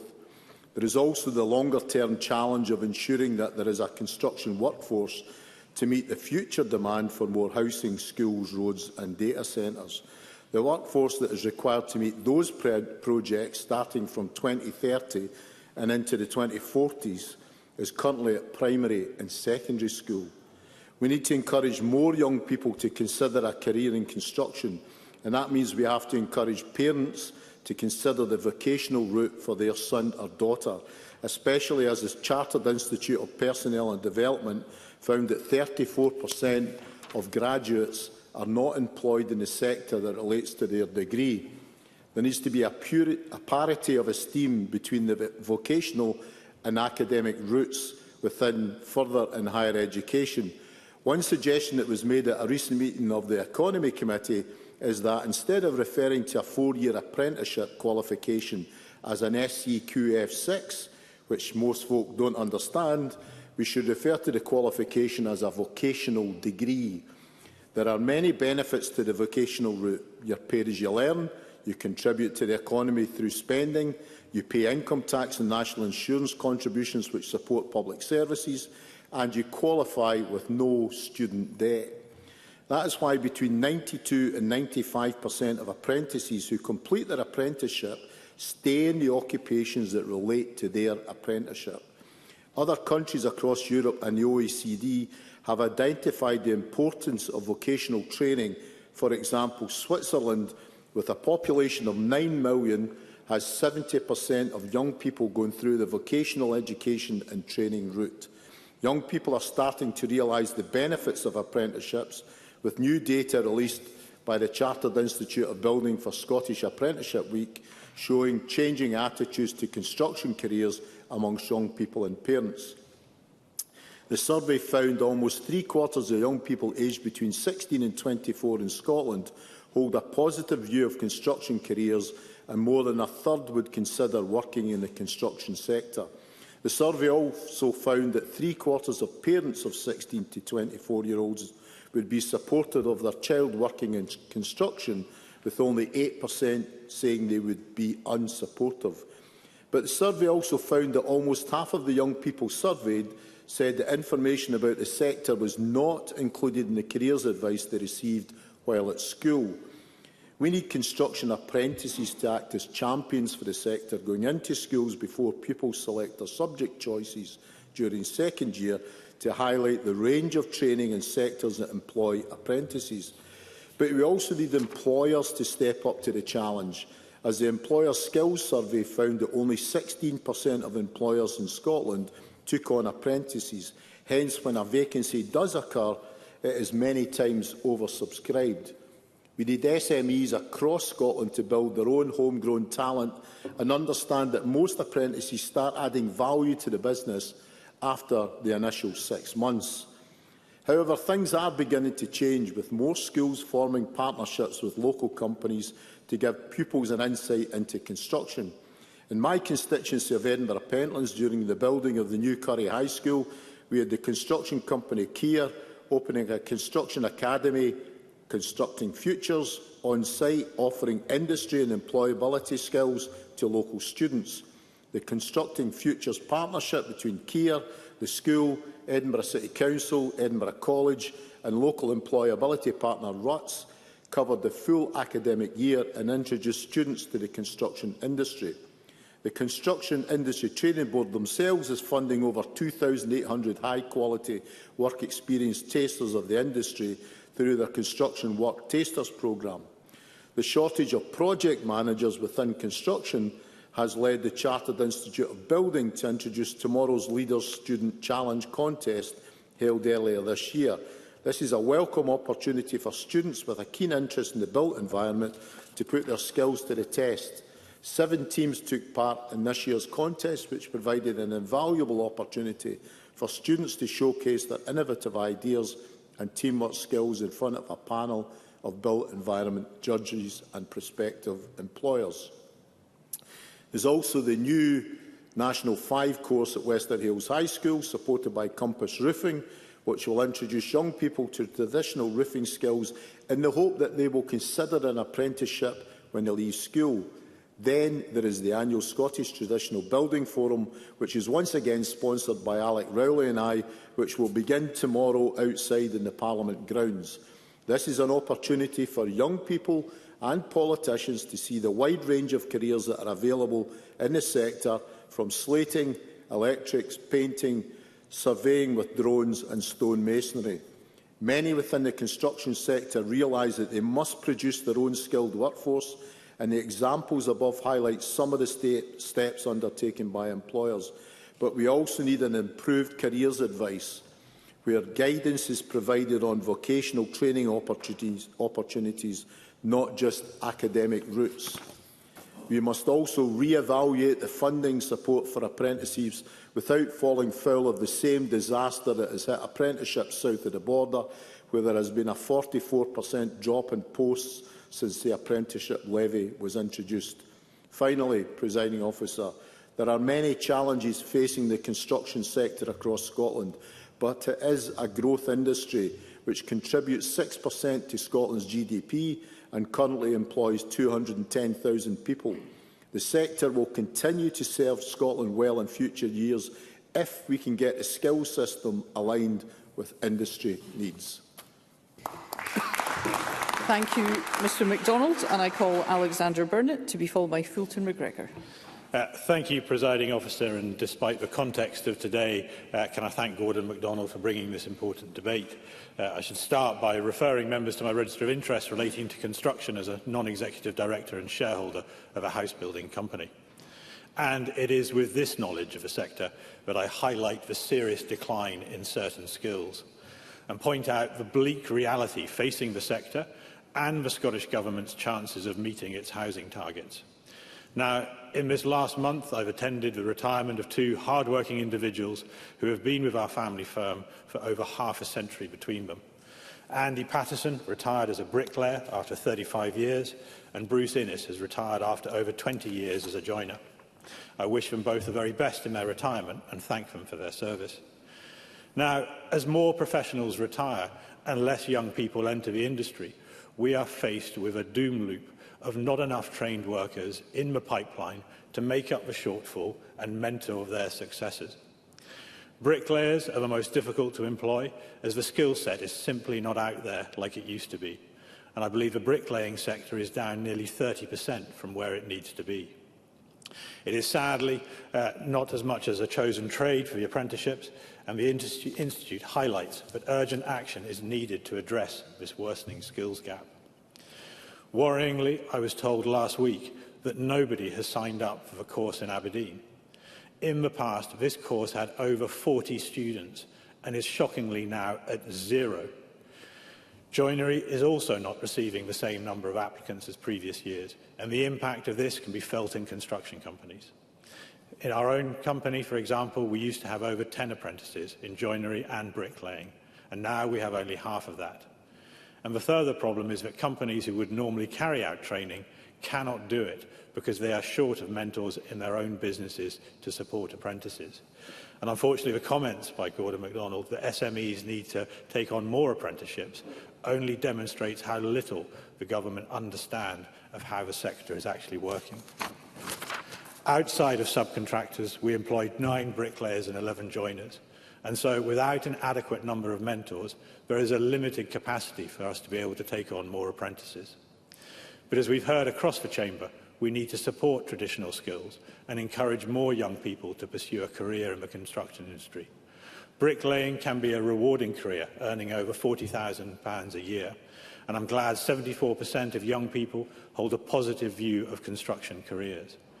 But unless these skills are passed on, there will be no such pay packets and no houses built, because inspiring more people into the sector not only supports both the local and national economy, it will also see more homes being built. And this is at a time when there is a national housing emergency in Scotland, and 13 local authorities have declared their own housing emergencies. We currently have the highest record of children living in temporary accommodation, and it's been made clear today that encouraging more people into the industry will play a key part in tackling this crisis. So today I would like to hear from the Minister if he actually knows how many workers we have in the construction industry for each of these skills, but more importantly, if he knows what numbers in these skills are going to be needed to meet the annual housing targets. Because if this SNP government doesn't get a better understanding of the employment problems facing the sector, the housing crisis is going to get a whole lot worse. Thank you. Thank you. And I call Fulton McGregor to be followed by Carol Mockin. Thank you, Presiding Officer. And I'd also like to place and record my thanks to my colleague Gordon MacDonald, who has brought this important issue to the Chamber this evening, and particularly given the debate that we've just had today for him to go up and begin the debate in the manner that it has. Much credit must be given. The motion that we're discussing tonight does indeed raise serious concerns about the future of the construction sector in Scotland, as statistics provided by the Construction Industry Training Board have highlighted an outflow of workers in the industry due to several factors, and suggested numbers that will need to increase by over 26,000 in the coming years to close the skills gap in the sector. And some of the factors that have contributed to this gap include an ageing workforce, a high labour but low productivity business model, and a history of boom and bust, which can create difficulty in planning over the long term for fluctuating workloads. As well as these noted factors, recruitment drives must do more to make the sector more accessible for women, ethnic minorities and people with disabilities, cohorts who are all underrepresented in the construction industry and whose absence is certainly been felt with these projected labour shortages. And while the member who brought this debate has touched on these challenges, as has other members, and I'm sure the Minister will no doubt underline what the Scottish Government can do to support the industry when they close the debate, I'd like to briefly talk about a couple of experiences in my own constituency which have shown what great potential we have here in Scotland for young people of all backgrounds to get into the sector. Just a couple of weeks ago, I visited Coatbridge High to view and take part in the Build Your Future event, which sought to highlight the diversity of roles in the construction industry. Students could learn about and engage with roles in areas such as roofing, electronics, digital mapping and drones. The rise of technology in recent decades has greatly expanded the potential for people with hugely varying interests to consider a future in construction. And I spoke to students who were genuinely keen to see what the sector could offer them and their families. But one of the most encouraging aspects of my visit to Coatbridge High was seeing the attitudes of what might have been thought of as being a male-dominated industry have now changed significantly, with plenty of boys and girls registering their interest in getting involved in this. Really, it struck me the fact that there was so many girls wanting to be involved in it. In addition to this, earlier this year in March, the Constructing Futures programme was introduced to pupils from both St Ambrose High School and Coatbridge High, and gave them an opportunity to experience a working construction site for 10 weeks, giving them practical experience and industry-recognised qualifications. And programmes like these, as we know, boost skills, knowledge and connections and confidence for those who might be considering a career in construction. And for the first time in the programme's history, the students who joined the programme were not exclusively male, which backs on from a previous point, which once again shows that this shift may be happening within the industry and society more generally. So while I do accept the concerns that we've heard tonight of bodies such as the Construction Industry Training Board, and we do need to do more, what I've been seeing in my constituency of Coatbridge and Christine has been encouraging, and I'm sure some of my other colleagues in the Chamber and all across parties will have similar accounts across their constituencies and regions as well. In closing, Presiding Officer, I'd like to again thank Gordon MacDonald for bringing this issue to the Chamber and for giving me an opportunity to talk about all the great work I've seen from the students at two schools in my constituency, St Ambrose High School and Coatbridge High. And I should point out that they're two of the schools that will be attending Gordon MacDonald's event on Thursday. And although I won't be here personally, I've met a lot of the students involved in it, and I wish them well at that event. And the motion specifically cited the fact that there is interest among Scotland's young and acknowledgement amongst them that a career in construction is a good one. There will be challenges in the sector, especially concerning recruitment, but from what I've seen, the interest among our young people is definitely there. So we must try and harness that interest so that we can make it work for Scotland in the years to come. Thanks a lot. Thank you. And I call Carol Mockin. Thank you, Presiding Officer. Can I start by thanking Gordon MacDonald for bringing this debate to the Chamber? If we want to meet all the expectations we have set out in this Parliament over the last 4 years, the building of homes, infrastructure around roads, railways, cycle lanes, indeed have decent public services such as hospitals, schools, community centres, we have to acknowledge we need skills in trades, traditional trades along with skills in retrofitting. Our joiners, plumbers, roofers, the whole variety of skills are so important to our future. To meet our climate target, our most important commitment to future generations, we must ensure a skill set within the construction industry. And that's why it's so important this debate has come to the Chamber. I'm pleased to see the data suggesting young people see a future in this area. For me, it is important that we ensure this sector is well regulated, safe and has strong terms and conditions for those who work in it. I've met with trade union colleagues within construction, and we do have some work to do, but I recognise the work that is ongoing with the trade unions and the construction industry. Over my time in Parliament, I've been fascinated by the knowledge of colleagues in this area, and I've learned a great deal about this sector. Tonight's debate is such an important one. The work to ensure the ongoing good quality and future construction work and continued existence of the buildings and retrofitting that we need must be done in tandem with the progression of construction training, as others have said. During my time as an MSP, I've had the great pleasure of meeting a number of trades workers from a great variety of trades and backgrounds right across my South Scotland region, and I've attended the skills workplace thing outside, and I will be again this year. Young workers in particular recognise that they need the skills to enable us to meet the challenge of reaching net zero and deliver on all the retrofitting of buildings and the building, as I've said before, of our infrastructure and our community settings, not only now but way into the future. And there are lots of skills out there that need to be developed. The consistent message that I have heard from businesses and workers across the sector is that the Scottish Government must set policies to establish clearer training routes, to invest in local training, and particularly drive a desire to save some of the skills that are out there. And we've heard that from other members today. I have previously raised in the Chamber the challenge that young apprentices face in accessing that local education that will allow us to keep these skills. People seem to find it difficult to find the right provision to enable them to keep up their competencies and qualifications and become a professional in that sector. And I have mentioned this before. So if the Minister has any advance information on that, I would really appreciate it. That link with apprenticeships being able to be undertaken locally in rural areas like mine, I think makes a great difference.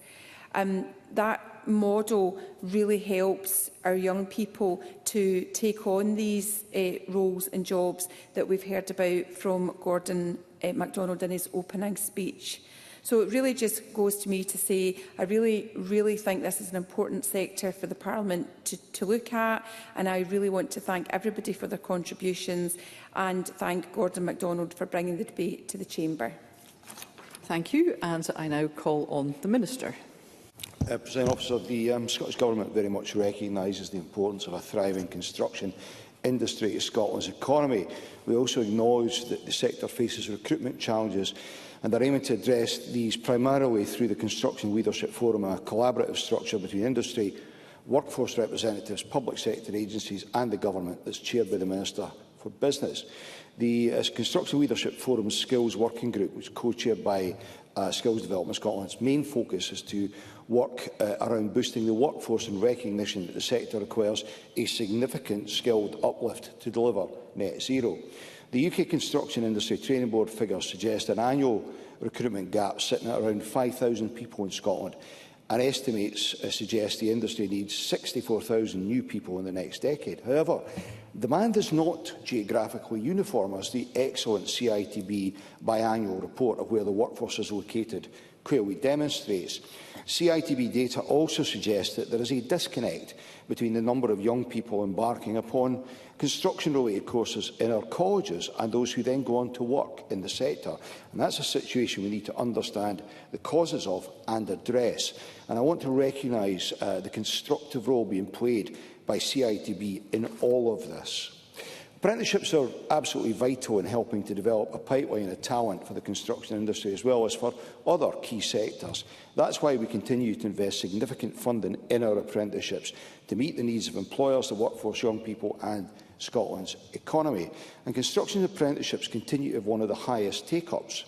Figures show that construction occupations accounted for a quarter of all MA starts in 23-24, as well as the highest number of MAs in training, comprising a third overall. Foundation and graduate apprenticeships are also available for construction, ensuring that our overall apprenticeship package provides a wide range of rewarding career options within the sector. But we can and must do more. Costs, economic confidence and apprenticeship delivery are all areas which need to be addressed. This may involve considering different pathways into the industry, looking beyond traditional City and Guilds 4-year apprenticeships. I'm also very much alive, Presiding Officer, to the role of the private sector provision in all of this, having visited the National Construction College in Shinnon a few months ago. There is no doubt that in setting out to tackle construction industry shortages, we need to consider who is best placed to deliver training and where. And we need to recognise that when it comes to our colleges and businesses seeking to have courses delivered in their specific localities, we require those businesses to come together to ensure there is a critical mass of trainees and a pipeline in place to make that delivery viable over a sustained period. Otherwise, the ask of our colleges can become impossible. The Scottish Government remains committed to an all-age careers support offer that supports people to progress toward rewarding careers. Learners must choose their own paths. However, we need to ensure that in making their choices, they are aware of the range of potential pathways and informed by up-to-date information about the likely labour market trends and the potential economic outcomes of their choices, highlighting the opportunities available within the construction sector. Introducing young people to careers in construction and letting them experience the opportunities available has been taken forward across Scotland by developing the young workforce who are embedding construction work tasters into schools. It's a 3-year project funded by CITB and has been co-developed with the DYW network, employers and young people. And that sits alongside the work of SDS in providing an all-age career service in every local authority area. Those advisors involved in that service are well placed to provide awareness of opportunities in the construction sector. However, they are not the principal influence on young people when it comes to settling on a career pathway, as Gordon MacDonald highlighted. The biggest influence is parents and carers, and there is undoubtedly work to be done in tackling biases against trades, even though each and every household in this country is reliant on some of the services that they provide. And I recognise there is more to be done to tackle such prejudices and encourage young people to view jobs in construction in a positive light. And I say that as the son of a joiner. There is good money to be made and rewarding careers to be found in construction.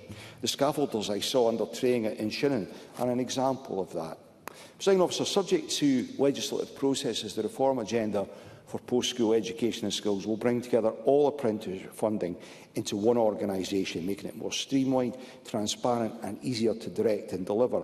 And I want that future offer to better support SME participation, the need for which Mr MacDonald also highlighted. As we look to the future and as part of what is a wide-ranging reform agenda, we're going to give careful consideration as to the balance of apprenticeships across key economic sectors to meet wider economic and industry demand, including within our vital construction sector. In the recent programme for government, the First Minister set out committing to bring together employers, colleges, universities and other partners to ensure the system is responsive to regional and national skills need, and work to deliver that is progressing well. But it will take a little time for us to see the fruits of that.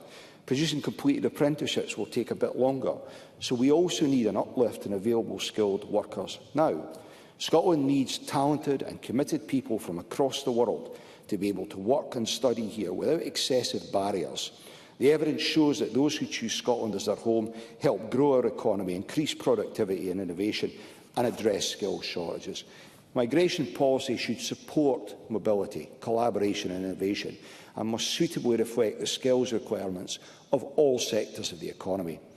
The UK Government's Immigration White Paper proposes changes which are short-sighted and will prove damaging to sectors which rely heavily on international talent, including our construction sector. Now, we're going to continue to press the UK Government to urgently work with us to deliver tailored migration solutions for Scotland and prevent the harm to our economy, communities and public services which the policy decisions in yesterday's White Paper will undoubtedly lead to. Through our government's strategic approach to growing a green and fair economy, we will continue to ensure that Scotland is also known for championing fair work, for succeeding in new industries and progress in a whole range of innovative sectors. And of course, the construction industry is central to the success of that work, particularly around our green industrial strategy, where the sector will play a vital role in the supply chain for renewable energy and housing. But we must also not lose sight of the vital role of traditional building skills, stonemasonry being a case in point, in maintaining existing infrastructure and ensure that these are promoted to the next generation as career options. Presiding Officer, let me thank Gordon MacDonald for securing this debate, for his very informed opening speech and for co-hosting with Alec Rowley the construction skills demonstration outside Parliament tomorrow. I look forward to attending and taking part, though I should warn him that the building skills gene has unfortunately skipped a generation in my case. I am my father's son in many regards, but not that one. Presiding Officer. Thank you. That concludes the debate and I close this meeting.